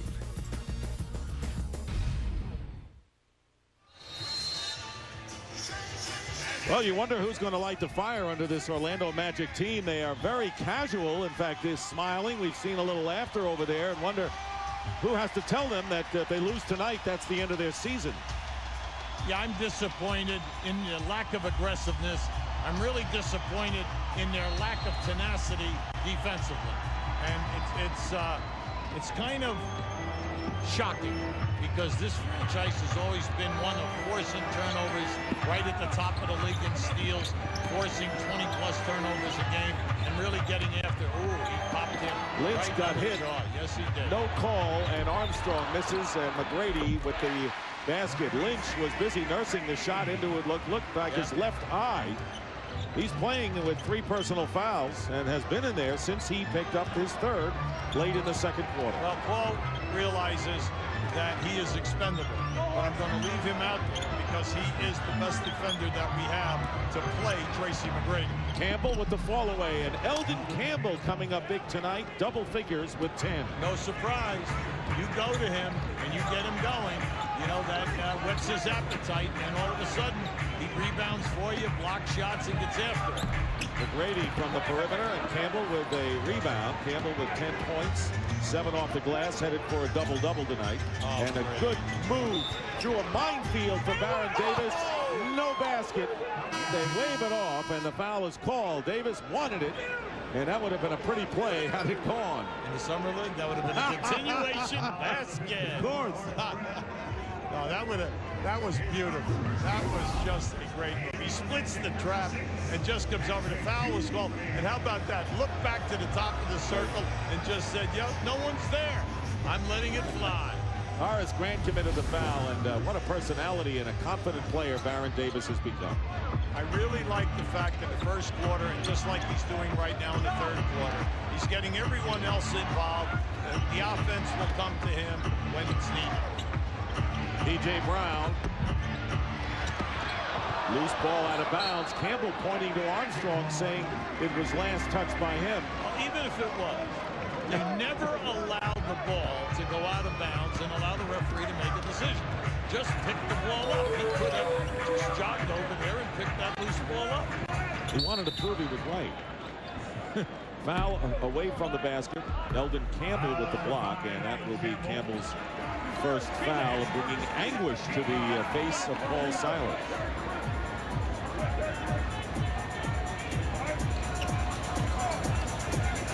You would like to see Orlando get some movement, get some down screens, get it going here, and force Charlotte to defend.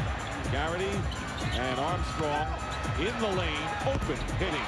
Armstrong with 8, his first point since the opening quarter. When they do movement, when they get in their offensive sets and go for the second option, third option, fourth option, good things happen. When they stand around and go one-on-one, they get overpowered, shots go up, boom. Charlotte's in the open floor. The lead is 10. Ewing smothers Campbell, who throws the ball away, and Mike Miller in the forecourt. And Miller stepping back. Here's McGrady, finds an opening, drives the baseline, and the crowd getting back in, and a good timeout called here by Paul Silas. McGrady has 18, and the Hornet lead cut to 8. A beautiful adjustment on that shot by McGrady, because he saw to his right. Campbell was flying down the middle, going for the shot block. Now keep an eye to the left of your screen. See, he thinks he's got an easy one. Now all of a sudden, out of the corner of his eye, he sees Campbell, the adjustment, and then the power dunk with both hands. But you can see he's smarting. Encourage a lifelong love of reading. Read to achieve. The 500cc 4-Trax Foreman Rubicon with the Honda Matic transmission. The world's smartest automatic. Engineered to pass some of Mother Nature's toughest tests. In the old days, athlete's foot meant using Lotrimin AF or Tenactin for 4 whole weeks. Who does that? Today, Lamisil AT kills the fungus with just 1 week's use. And keeps you athlete's foot free for 3 months. Lamisil AT. There's no better way to cure athlete's foot.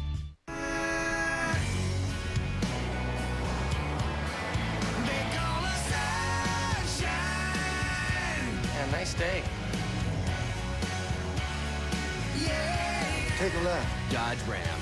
The only truck with 4 full-size doors and a full-size bed. Plus, the handling of rack and pinion steering. Man, I hope no one was behind us. Grab Dodge's 7-100 powertrain pledge. Ford, GM, and Toyota don't match it. Great. Another network problem. Someone left the firewall door open again.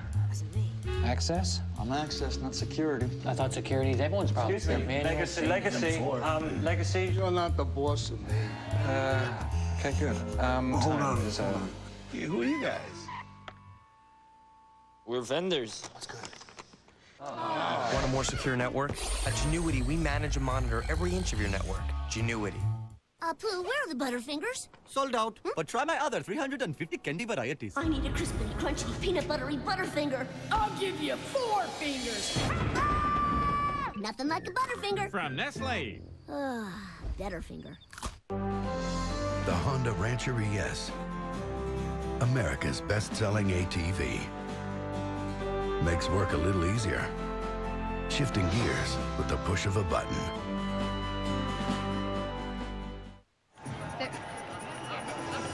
Welcome back to Orlando. The Magic down by 8 right now, and I'm with a lifetime Magic fan, Warren Sapp, a Pro Bowler with the Tampa Bay Buccaneers. And a rumor has it you used to sell programs for Magic games. You're a lifetime fan, huh? Yeah, we tried to sell us some programs to get us some money for some better shoes, but it just didn't work because we was just watching the games and not selling.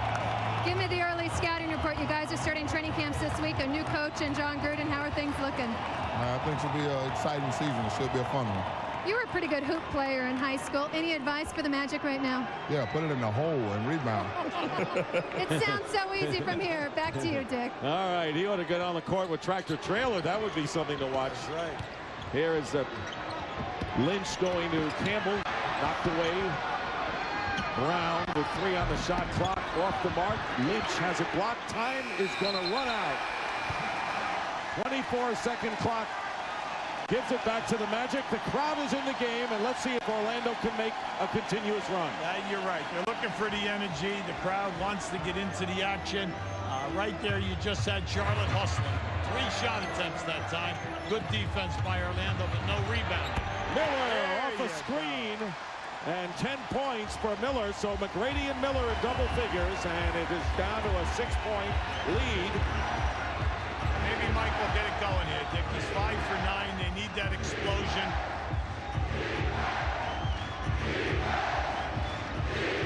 Here is Wesley coming off the screen.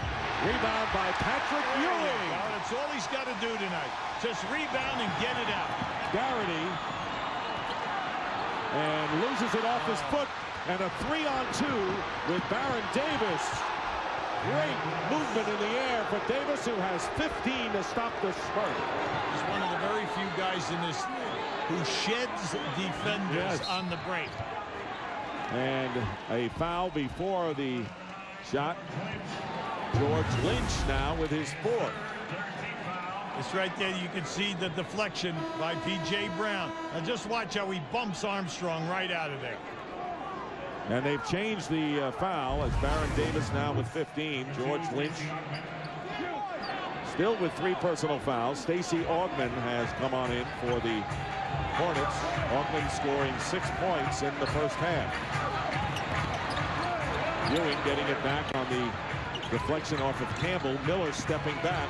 7 on the shot clock. You have to get going here. And they go into Ewing. Ewing doing it at both ends. Well, he had Stacey Augmon on him. Patrick went right in front of the basket and called for the ball. I think he likes it better receiving than passing. Yeah, or giving. You know, say, don't we all? That's exactly right. 10 on the shot clock. Baron Davis. And he is fouled. What a solo performer he has become when he gets into the open floor or even gets into the lane. Now it's the second time in this corner where he very easily split the double team, Dick. Made it look so easy. Just watch right here. As they go to trap, he steps right through it. And you try to teach that with your guards coming off the screen. If that defender on the screener is loose, and that's what you had right there, you can just use your crossover and split it. Excellent court awareness by Baron Davis. And Doc Rivers is seeing his team with some life after that timeout. Foul was on Pat Garrity, his 2nd personal. Davis with the free throws. And the Hornets by 8, 6.5 remaining 3rd quarter. Dick Stockton, Hubie Brown, Heather Cox with you. Game 4 here at Orlando. The Magic trailing 2 games to 1, looking to send it to a 5th game on Friday. T-Mac off his foot, and here's a 2-on-1. Wesley leaving it for Brown, who scores. Beautiful. That was a great head fake, ball fake, and you love to see it. Right now, Orlando is just turning the ball over without any great pressure defense on them. They're finding their feet more than they're finding the rim. Miller into Ewing with the fake foul, and Campbell with his 2nd personal. All right, good foul by Elton Campbell. He's not going to allow Ewing to get the dunk. Force Ewing to go to the line and make the foul shots. Yeah, just you see the ball bounce right off of McGrady's foot. So that's 2 possessions out of 3 where the transition game goes in the opposite direction, and they give up an easy 4 points. Charlotte probably wonders where this transition game has been for them all year, because that has not been their style. Want to remind you, next on TBS, the Pacers try to avoid elimination against the Nets. Tomorrow at 8 p.m. on TNT, the 76ers look to even the series at home against the Celtics, and then the Spurs up 2-1 take on the Sonics as the playoffs continue on TBS and TNT. Orlando's got to get tougher defensively. They've got to say, look, the season's slipping away. We got a quarter and a half. We got to buckle it up here. Here's Wesley against the bigger defender, and Eldon Campbell from the perimeter, and a good offensive rebound by P.J. Brown, and that's the trademark of Charlotte. Time and time again. We've been talking about it even at halftime. Charlotte goes in with 9 offensive boards at halftime. And they have 11 in the game, and the pass down low to Baron Davis, and an Orlando foul. And that will be called against Darrell Armstrong, his second. Don Reed will check into the game for the Magic. Well, Doc Rivers is looking for some rebounding now. They're going to sacrifice, give Garrity a break, see if Don Reed can make things happen like he did in the first half. The same with Monty Williams. Davis with a high arcing jumper, and Ewing very cultish tonight, don't you think? The big guy, and this could be his last playoff. That's right, and I think he understands the situation here, and he's doing an excellent job. He's giving it that little extra. He's going in with a lot of physical play here tonight, and good things have happened for Patrick. Eldon Campbell picking up his third, and with 5:15 remaining in the third quarter, the Hornets already in the penalty, and so Ewing will go to the free throw line. He has 5 points, 5 rebounds. That's pretty good in 10 minutes of floor play. And we'll get another chance at it. There is P.J. Brown on the sideline with Eldon Campbell, as Lee Nalen has come into the game, and Jamal McGlure. So Paul Silas going with his second unit. Yes, his second line up front. These guys put numbers up for you. Nalen and McGlure are excellent off the dribble and down in the post area. Stacey Augmon, who can do it at both ends. 5 minutes remaining in the third. Wesley directing traffic. Trailer and Miller staying with Wesley. Augmon against the double team. Tough shot for Augmon against 2 defenders. Yeah, you've got to get it on. You got to push hard. Try to make it happen here. 7-point lead for the Hornets. Here is Ewing. And the bounce out rebound.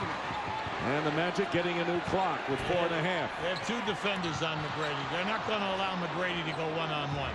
Anytime that they clear out, they just allow the players to leave and they stay in so that the guy playing McGrady has a backup.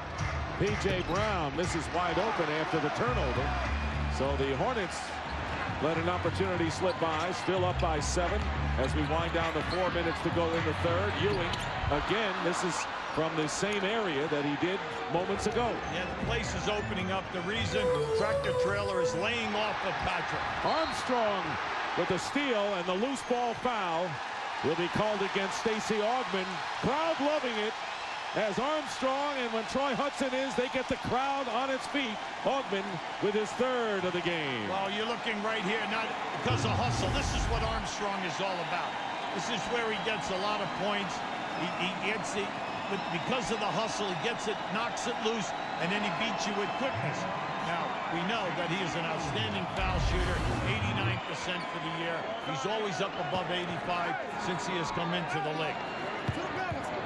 And Paul Silas agonizing over there on the Charlotte bench as Armstrong, who's one of the better free throw shooters in the league, misses. Orlando 8 for 15 as a team tonight, Hubie, from there. I know, and it's surprising because Orlando normally will shoot a decent percentage from the line. And then in the playoffs, we said both teams were shooting a respectable 76%. Isn't it amazing how when Orlando does well, they're not, and what Charlotte doesn't do well, they are doing well. All right, here we're seeing the trap now. This is the first time they've gone to the zone trap. Ewing fouling Trailer. And the Magic not yet over the limit. That is Patrick's second.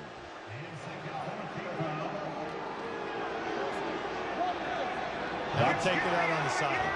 Doc Rivers, whose Orlando Magic team looking to advance beyond the first round for the first time in 4 years. Davis picked up by Reed on the switch. Armstrong with him. Long shot and a long three by Baron Davis. His second of the game, and 20 for Davis, and the lead now is 9. The fact that he shot that ball while he was being contested by defenders, because the man who set the screen was wide open. But see, he's nervy right now because he's feeling so confident on the threes. He's shooting a great percentage in the series. And there's Ewing with a quick three, rushed it with McGlure in his face. Well, the offensive movement is definitely out of whack here. And pretty. Davis to McGlure, and fouled by Don Reed with 3:02 remaining in the third, and a chance now for the Hornets to go back to a double-digit advantage. Baron Davis can get to any spot on the floor that he wants to, off the dribble. He is just blowing by traps, taking on the traps, and very easily stepping through them, and then dropping the ball off to other players and reward them for moving without the ball. Now this is just great. Two guys are on him. No one is on Traylor, who set the screen on the right side of the floor. So Baron Davis winning the battle between Tracy McGrady, who has really been bothered by the back injury, and Doc Rivers telling us that he really has not been happy with McGrady's production, despite the fact that he has far more than decent numbers. Here's Troy Hudson in the game with his shot, crashing the boards and taking the rebound down is McGlure. You have to love what Charlotte is doing here in this building. They just very quietly, oh great, you have to catch those tractors. Man, you had a dunk. He'd rather block than catch. Charlotte very quietly holding Orlando to one shot. Baron Davis finding an open space, getting his own rebound. Davis, no basket, and the foul committed before the shot. But Davis is all over the floor and so active, most active of anyone on there. Well, as he was coming down the floor, they tried to trap him. Orlando tried to trap him right at half court. He went behind his back, split the trap right down inside the lane, and then he makes it happen. He left the ball short. He went right at the glass. That's why when you get a guard, like he's averaging 8 rebounds a game in 3 playoff games coming into tonight. Well, Jason Kidd gets 7.5 for the season. Now that's really working when you work as hard as Jason Williams did. Jason Kidd out in the open floor. And the Nets and the Pacers coming up next on TBS. Nets trying to close out Indiana. Mike Miller will return to the game, and Don Reed going out with 3 fouls, and Baron Davis, he talked about averaging 8 rebounds. He has 7 boards in this game. Tractor Trailer will give way now to David Wesley, but Trailer certainly took up a lot of space and did a pretty good job while he was in there. Orlando going small. They have Armstrong and Hudson in the backcourt. They have McGrady and Miller in there. They know that they need a push right now. They have a chance here now. They're going to be 12 down in 2 minutes and 20 seconds. Doc is trying to go all out here now. See something off the dribble with Armstrong, McGrady, and Hudson. Pretty. Ewing gets the basket, and he's fouled. Patrick Ewing with 8 points off the bench tonight. He had 9 in game 2 of this series, and so this is a repeat of that contest. And on the foul, Davis picking up his 3rd. Well, look to the left of your screen. See, this is a front court player, not assuming that McGrady is going to make that driving layup. So his man goes for the block. He went right to the front of the rim, positioned himself perfectly for that rebound. Ewing with 9, and the Hornet lead is 9 with 2 minutes and 5 seconds remaining in the 3rd quarter. Charlotte leading in the 1st quarter by 1, 10 at the half, and now Armstrong on the steal. Hudson, and back there, good defender Augment, leaving the 3 open for Miller, and the crowd would have hopefully raised the roof, and instead Armstrong committing the foul on Stacey Augment. So Orlando 2 of 13 from 3-point range, well below what they achieved for Doc Rivers during the year. At the top, we told you that's the difference in this team. This team, over 82 games, attempted the second most threes in this league, 20 a game. They made 8. Now, they shot a terrific percentage over the year. In this playoff, they are struggling. They came in here tonight. They could not make a 3. They were 4 for 15 in the first 3 games. And once again tonight, Doc wanted it as a major part of their game plan. We're going to force the issue, shoot the 3, live and die with the shot. Unfortunately for them tonight, the ball is not going in the basket. And a three-point shooter, Pat Garrity, on the bench right now. And there you see the three-point story. Hudson defended on the perimeter. There's Miller going inside with a good feed to McGrady. Gets the basket and the foul. Mike Miller with a perfect pass inside. Yeah, they fronted and they forced them to go for the lob. That was just an excellent pass and a great catch and finish by McGrady. Just look at this. He's got to come up underneath because he would have stayed on the right side of the rim. Potential shot clock. And the foul is on McGlure, his first, and the reaction from the Magic bench. And they're trying to get back into this game and live another day. And McGrady with a quiet 20 points tonight.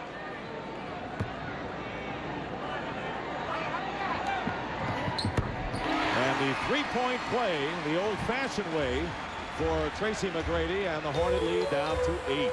Still comes down. They need a defensive push. A defensive push, and they must begin to hold Charlotte to 1 shot attempt. They cannot continue to give up that second shot. Ogman with a hard shot off the lane, and there is Miller with the Hornets getting back on defense. McGrady for 3. Big. Tracy McGrady now with his second. 24 points. And it's down to 5. Well, they looked for the trailer that time. And the trailer for Orlando, he's shooting a 3. Charlotte gets back, but the trailer way back. Tracy McGrady hits the shot. Crowd on its feet. This is the loudest they've been all night. And here is McGlure against Ewing. And the whistles. Patrick is banging him. Yes, he is. It's definite and an easy foul call. 3 on Patrick. McGlure should, keep an eye on McGrady as the trailer right here. You can see he's looking all the way for the 3. They have their better three-point shooters out there on the floor right now. The other end with Ewing guarding McGlure. Anytime that McGlure takes it off the dribble, Patrick is at a disadvantage. The feet do not move as quick as they used to when he was much younger. And then McGlure, if he just make a quick move or catch and face Ewing, fake the jumper and take him off the dribble. Similar to what we saw in Akeem Olajuwon, who were 2 great warriors. Keep it. There's the banging right here. You can see it. You know, it's like 2 Brahmas. Unfortunately, Orlando is over the penalty, so it's going to cost them some foul shot attempts. And Pat Garrity, who has been the best three-point shooter for the Orlando Magic, back in the game. He has scored only 5 tonight, but he has hit a 3 as McGlure successful on his free throws, and the Hornets up 73-66. That's the time remaining in the quarter. 18 on the shot clock, and Wesley steals it, and Baron Davis ahead to Ogman. So again, when the Magic make a run, they get careless, and the turnovers are really doing them in. Dick, think about it. That is the 3rd careless turnover at the three-point line above the top of the circle that cost them a layup. 13 on the shot clock. McGrady, 3. Tracy McGrady with 27 points, keeping the Orlando Magic in the game. This is some performance. It by is. this young guy. Yes, it is. You would like to say, hey, we expect it of you because you're 100% healthy. And you can see he's really smarting with the paint, and yet he still has that even flow on the shot. Final seconds. Yes. And Baron Davis trying to make a picturesque pass. And the Hornets do not get a shot off. But Tracy McGrady with 15 points in the 3rd quarter. He has 27 in the game. And when he said, I'm a better player than Baron Davis, well, it's there for the proof. And after 3 quarters of play, the Hornets leading the Magic 75-69.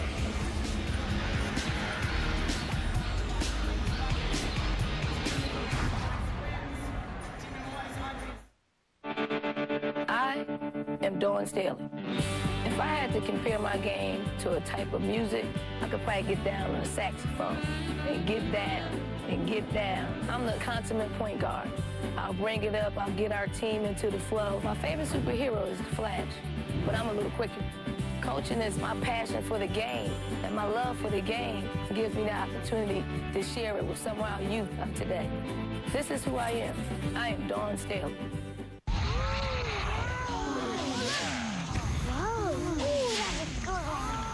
Hey, this is cool. How many 4x4s can you really take off-road? That was great.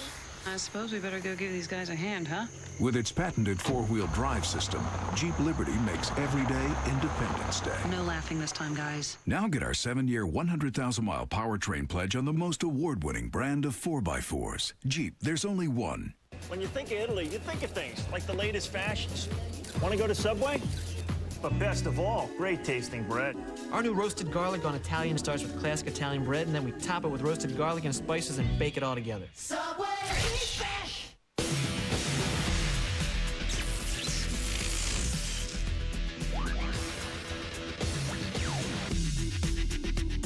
Armor All Protectant Wipes.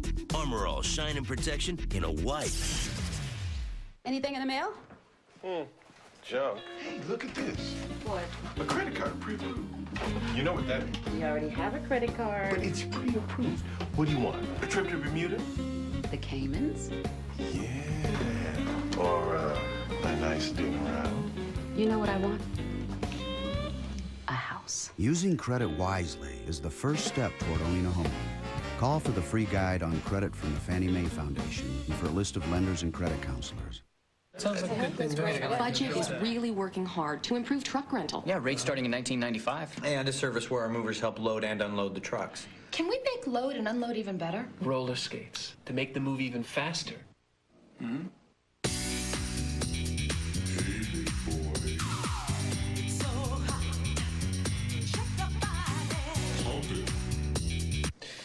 They don't need roller skates. Yeah, no, not roller skates, but load and unload. Make the load and unload. Your idea? That's a terrific idea.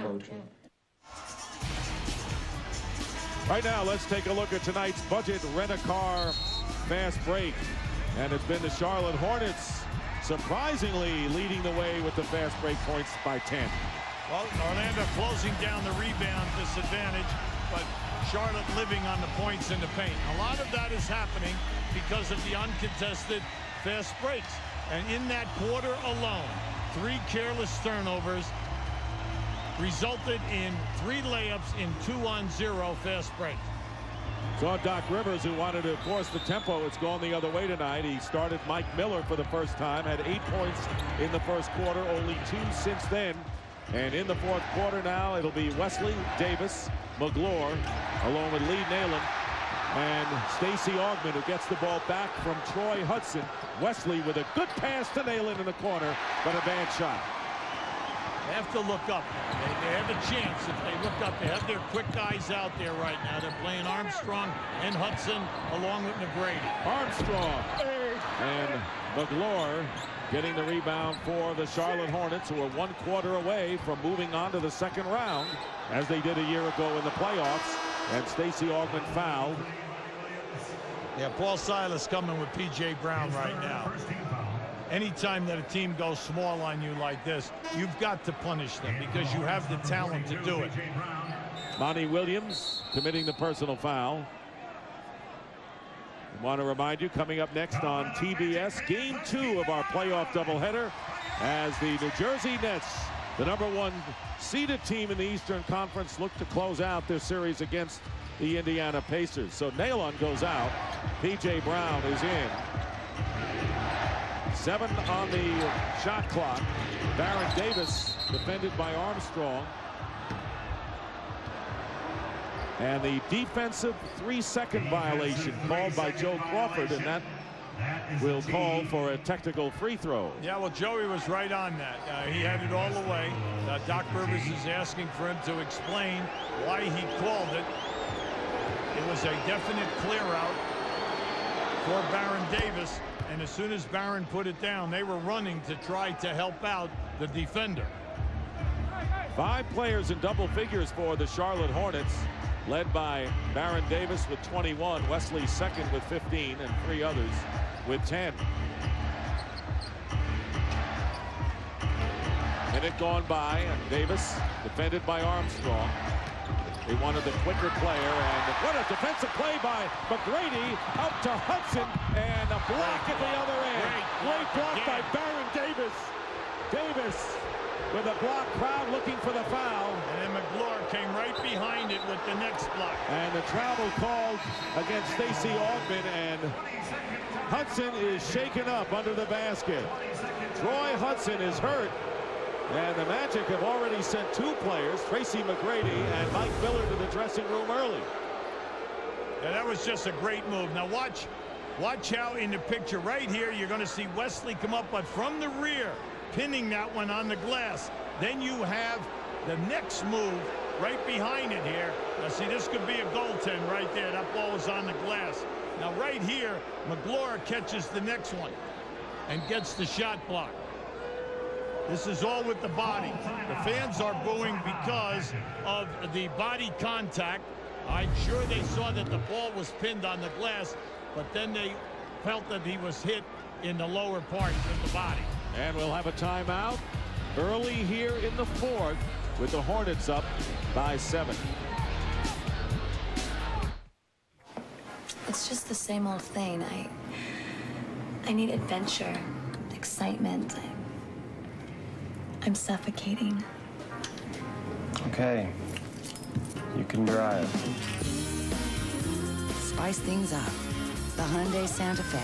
V6 power, full-time 4-wheel drive, and the freedom of America's best warranty plan. The Santa Fe. Don't even think about it. Experience NBA.com on America Online. See the best action shots and off-the-court photos every night at America Online. Keyword NBA.com.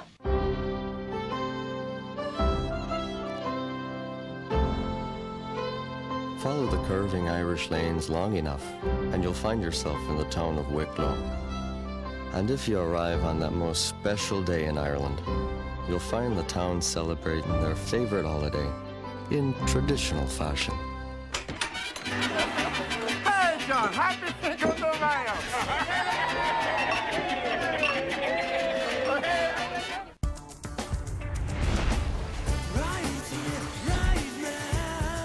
Pushing farther, reaching higher, moving at the speed of life. Tech TV, the new television network about technology. Tech TV, television about technology. Tech TV is available now on DirecTV, channel 354.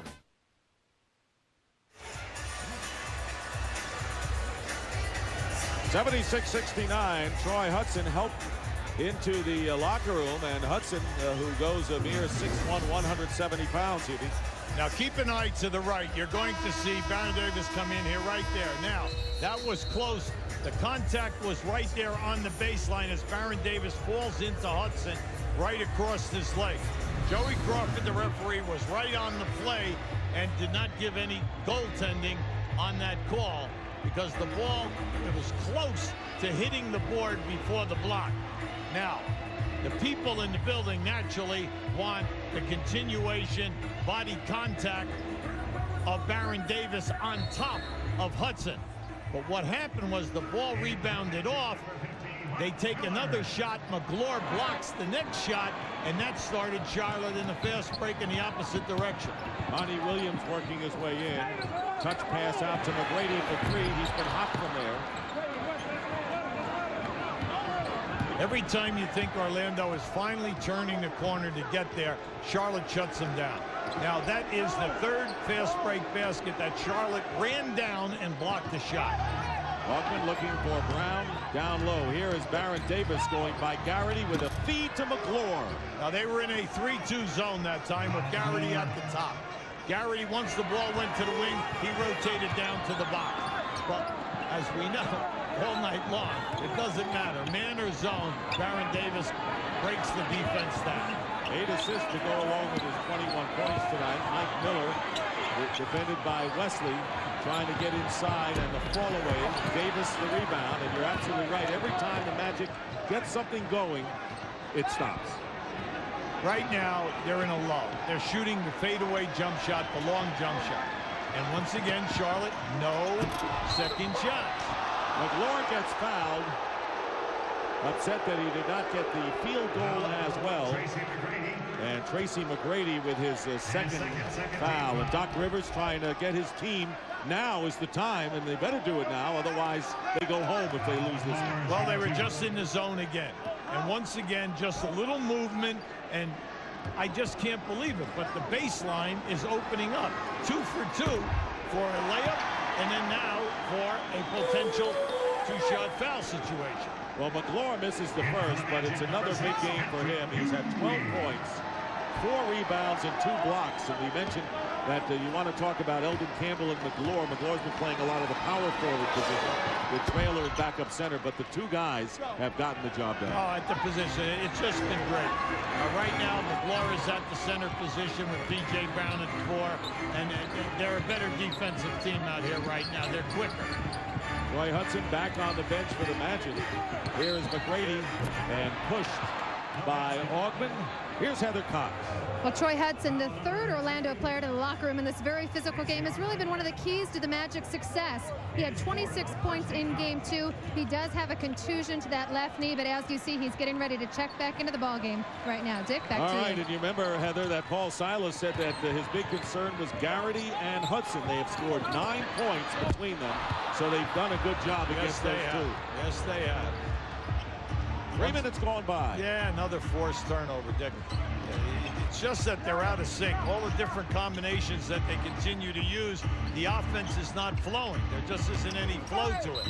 McLaurin, basket counts and a foul, and Stacey Augman making it happen and setting all that up. And Charlotte content to go down low, and that is their trademark. In their last 4 possessions, they have scored or been fouled in that same area 3 of the 4 times. This young fella has really blossomed. McLaurin right up there at 7 foot with the long arms. He's an excellent scorer for you. He shoots over 50%. He's become a better defender in the post area. Ewing committed that foul. That was number 4, and George Lynch returns to the lineup. Lynch playing with 3 fouls, replacing Stacey Augman, and David Wesley with the personal foul, and from a seated position trying to appeal to Bob Delaney. Well, you know, he has a pretty good case because Patrick Ewing is moving on his screen. So, you know, Wesley said, you know, he bumped me. Ewing goes out, replaced by Horace Grant, who hasn't scored tonight. Keep an eye on this. You can see right there. Patrick Ewing bumped him with his thigh and knocked Wesley down. Maybe if Wesley got up, Delaney would have taken it more seriously. Here is Hudson back in the game, contusion and all, and a block by McLaurin, but a foul called. Troy Hudson making the most of his opportunity. 7th from the free throw line in the playoffs at 93%, and the personal was against McLaurin. The difference in this game, and it's so big in the second half. Anytime that Orlando takes it to the rim and goes a power move, you see the green shirts coming in there and going for the shot block, physical contact at the opposite end of the floor. The same type of movement, except Charlotte is laying the ball up, getting hit, and scoring a 3-point play. Size, quickness, physical strength down inside. No shot blocking for Orlando. And the feed inside and the block by Grant. And then the foul. Are they teal or green? Teal. How do we take it? It's teal. Right. That's the official. And the foul is against Miller, his 2nd personal foul. And McLaurin again going to the line. McLaurin scored the last 5 Charlotte points.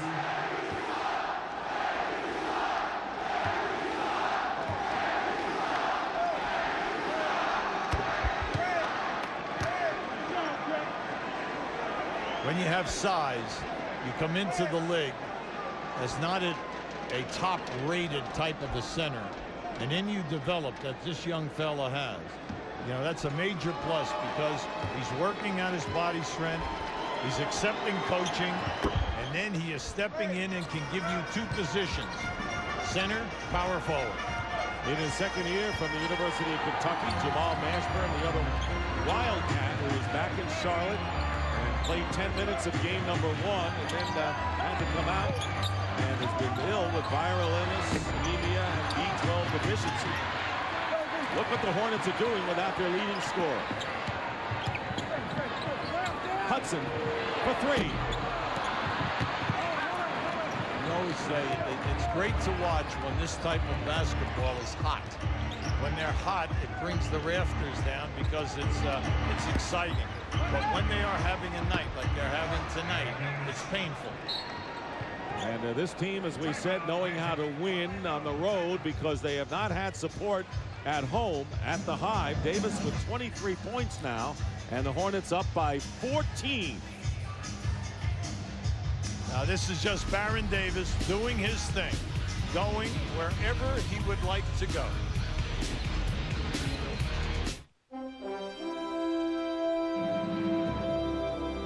I won a gold and silver medal at the Winter Olympics.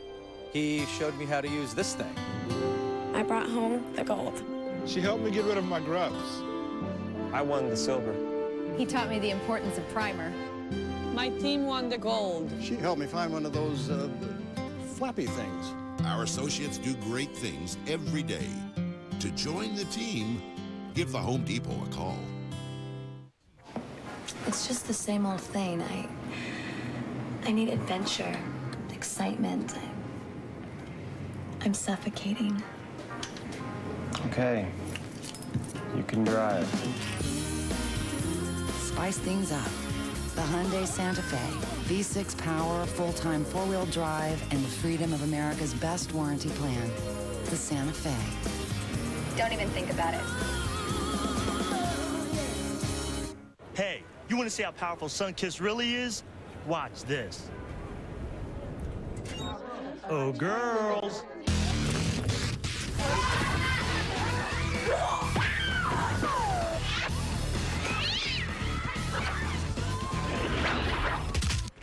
This might take a while. Sunkist, experience the charge.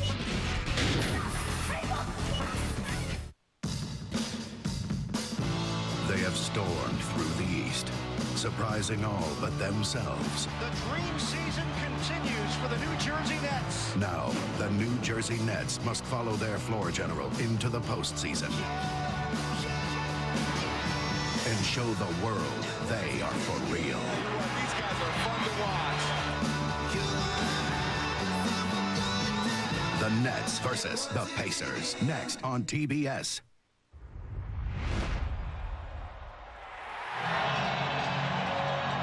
Drexler puts the ball on Anderson. Drexler with the finger roll, the tip by Olajuwon. The Rockets lead 0.3 of a second remaining. What a tip by Akeem Olajuwon. And that is tonight's spectacular finish presented by Armor All Whites. And that was 95 when the Rockets swept the Magic. And the Orlando Magic have not advanced past the first round since Shaquille O'Neal left after the 96 season. And Grant Hill, who played 14 games and averaged 16 a game, and got to remember Grant Hill playing only 4 last, not really done what the Magic, because of the injury, had hoped here. McGrady against Lynch, going strong to the hoop. Fine basket, 29 for Tracy. You keep saying, no, it's not going to happen, Dick, unless they button up defensively. You just cannot match baskets with these people, because even when they shoot and miss, they're just overpowering you. Grant coming out against Baron Davis. Baron Davis has made great decisions in the second half. And Davis firing over Armstrong. There is Lynch all alone with the offensive rebound. You can play small. See, that's okay if you have tenacity in your defense and the guards come back in and help you rebound. But what's happening is the shots are going up, the guards are taking off, and now they're being outgunned 4 on the boards to 2 or 3. And the rebounds are coming right to the Charlotte players. Under 6.5 to go in the fourth. The lead is 12 for the Charlotte Hornets. In a very tight series. Game 1 won by the Hornets by 1, and then a couple of overtime games. And there is McGrady with 31 points. McGrady has scored 20, 31, 37, and now 30, so he's going up the ladder. Well, what they're saying is that the offense isn't working, our three-point shooting not working, so we're just going to allow you to go one-on-one from the left side of the floor. And if he continues, he'll have 40, but the Magic may end up out of the playoffs. Here is Wesley. Grant might have gotten a piece of it, and McGlure. And getting the rebound and a foul. You have to love how hard they're working on the offensive board. It's just a great move by Tracy McGrady. How about that? This is beautiful. The young man is taking it on his shoulders right now. Unfortunately, the lead might be out of reach. I know that we have 5:46. They're a great three-point shooting team.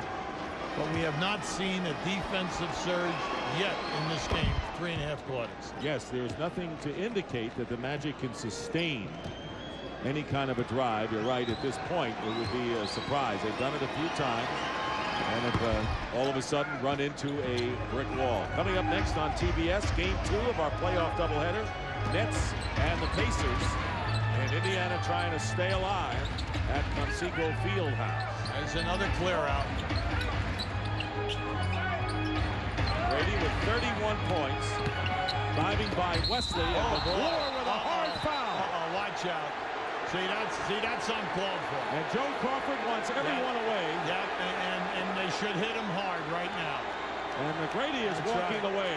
Yeah. Calming down. He doesn't want to get involved. That's right. And the reason is... McGlure is gone. Yeah, that's very good. That was an excellent call by Joey. And the reason is the hard foul. The hard fouls have got to come on the arm and on the hand. You cannot go for the head. And McGlure that time crossed the line. He went right at McGrady. That was a hard foul. Caught him above the neck. That's automatic. And 2 technicals were called in addition to that by Joe Crawford. Baron Davis and Armstrong were jawing at each other. Just keep an eye on this move. This is a great move by McGrady. He's going to blow right by Wesley. But now look to the left. Wow. See, that you can't do that. You just can't do that. You see, we've seen a lot of those this year in the league.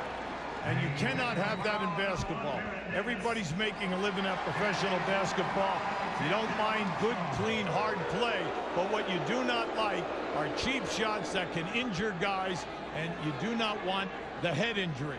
And that was a hard foul. And Joey Crawford really settled things out right away. Yes. And the technical fouls called against Darrell Armstrong and Baron Davis. And Jamal McGlure tossed, and he's already left the floor.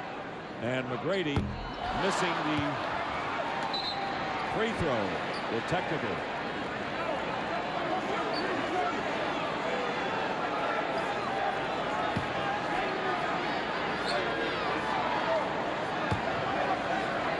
This is your opportunity here to close the gap.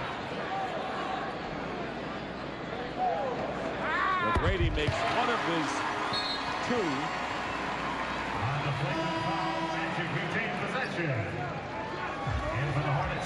Tracy McGrady with 32 points.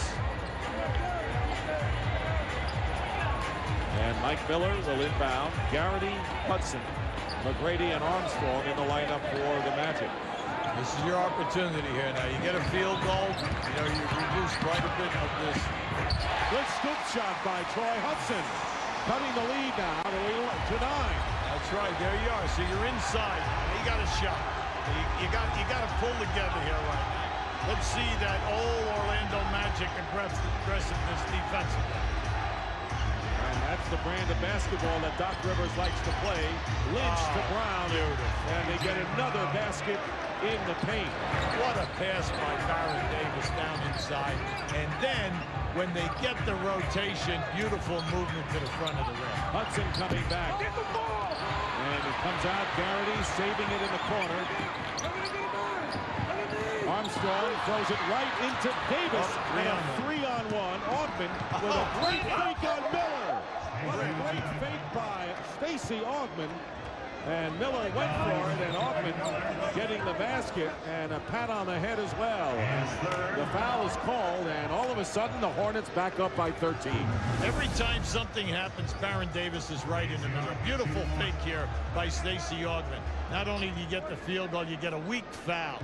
You got a weak foul in this situation. How about that right there on the deflection? That was Baron Davis that caused that deflection. I mean, he's in the middle, Dick, of everything. Whether the defensive end, the offensive end, making beautiful plays, picking the defense apart, putting the ball right on the money. And Baron Davis needing 1 assist and 2 rebounds for his second straight triple-double. And McGrady trying to work his way in. Foul against Augman. 5 now on Stacey Augman, but Paul Silas has a luxury there with the likes of a Lynch and an Augman on a deep squad. Well, that's their job. That's why you have them on your team. They're defensive guys. You think that Larry Brown in Philadelphia, you know, when he had Lynch and Hill on the corners, the team, you can do so many defensive things with them.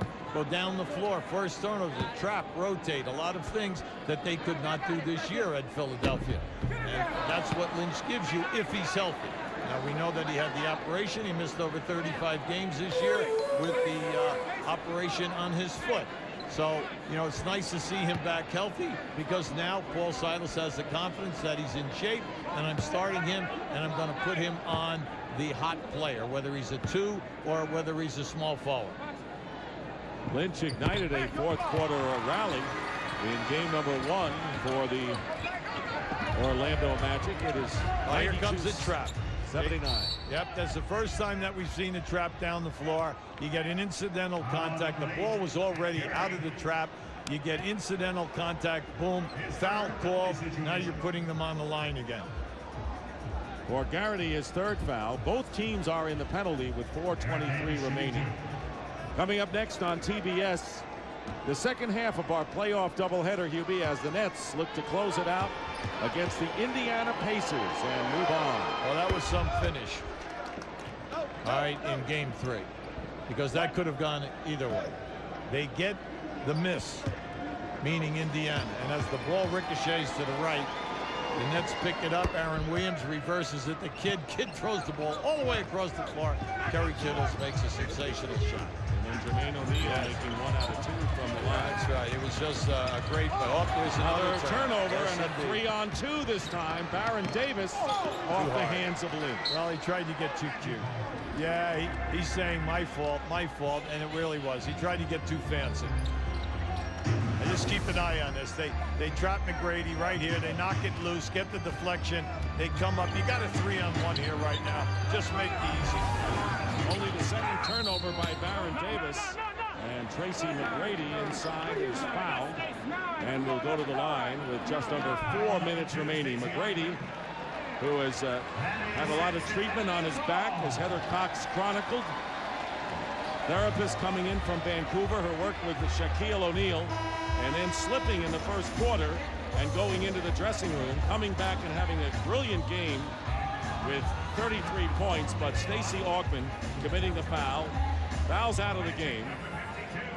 Don Reed will come back in for the Orlando Magic with Garrity sitting down.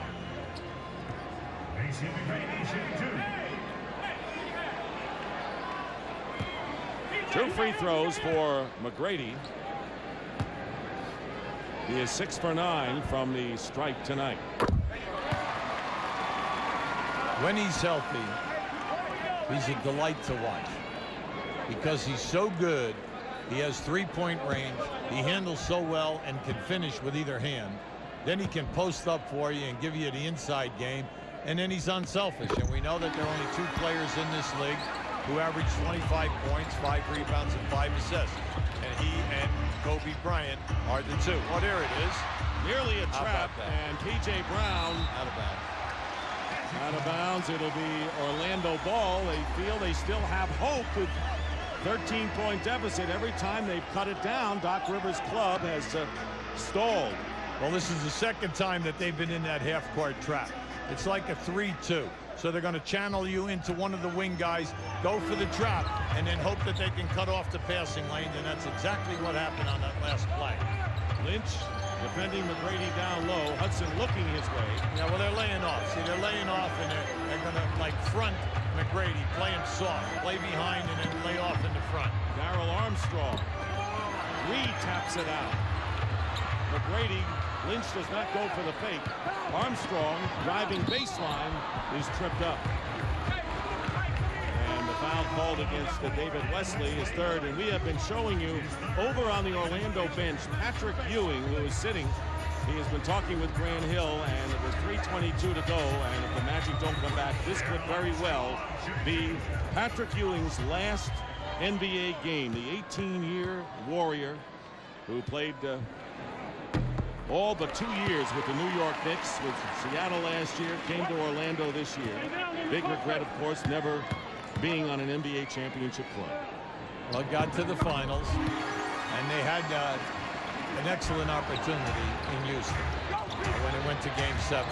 Unfortunately, they could not execute down the stretch and lost out on that, on that 7-game series. You got to love it here right now. Baron Davis is making the traps look non-existent. A three for David Wesley, his second of the game. So Wesley and Baron Davis each with 2 trifectas. And it's 97-83 with under 3 minutes to go in the fourth. And Hudson coming up and missing the three. See, Baron handles it so well, Dick. He just takes the trap, or he dribbles through the trap, he passes over it, and he makes the right decisions. Brown was left open, and he gets the lay-in and a timeout called. And one thing you can say about this Charlotte Hornet team, really, to a man, they're a very smart basketball player. They handle well. They have an excellent half-court offense where they move the basketball and everyone shares. In the open floor, they have a guy that can finish and then make the spectacular play in Baron Davis. Very sound. With Big Mac no longer on the menu.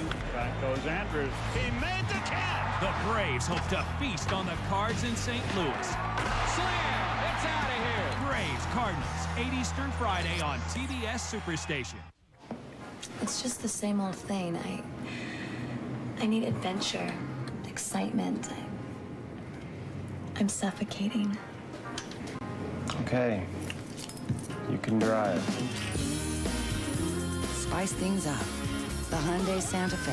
V6 power, full-time 4-wheel drive, and the freedom of America's best warranty plan. The Santa Fe. Don't even think about it. Velocity set. Location direct TV. All systems are go. Affirmative. The rocket is ready. Roger. T-minus 10, 9, 8, 7, 6, 5, 4, 3, 2, 1. Ignition. We have a strikeout. We have a strikeout. 12 minutes past the hour. Outstanding. Hang another K. He's the most famous supermodel on the planet. Now, you must rescue the Prime Minister. He'll be called upon to save the day. We need your help. Meet the new face. They're breakdance fighting. Of danger. Ben Stiller. If you find the files, you can stop them. They're in the computer. They're in the computer? Zoolander. Now playing on pay-per-view. Tune to the 100s and order with your remote.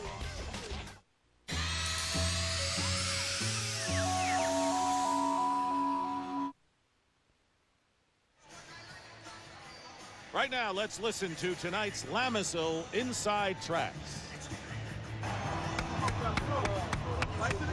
Hey, we got the inside time. Plenty of time. Whatever we have to keep going. We're searching. We got to keep searching. We got to keep searching. All right? But we got to play. Everybody to the glass. If you stop. Well, there's a young man who's carried the club. Now, from a coach, what you're trying to do is get your guys to finish strong. You know, right now, this has been very disappointing. You're down 16. The Charlotte Hornets ran, you know, a beautiful game off the glass. They beat them in transition at their own game.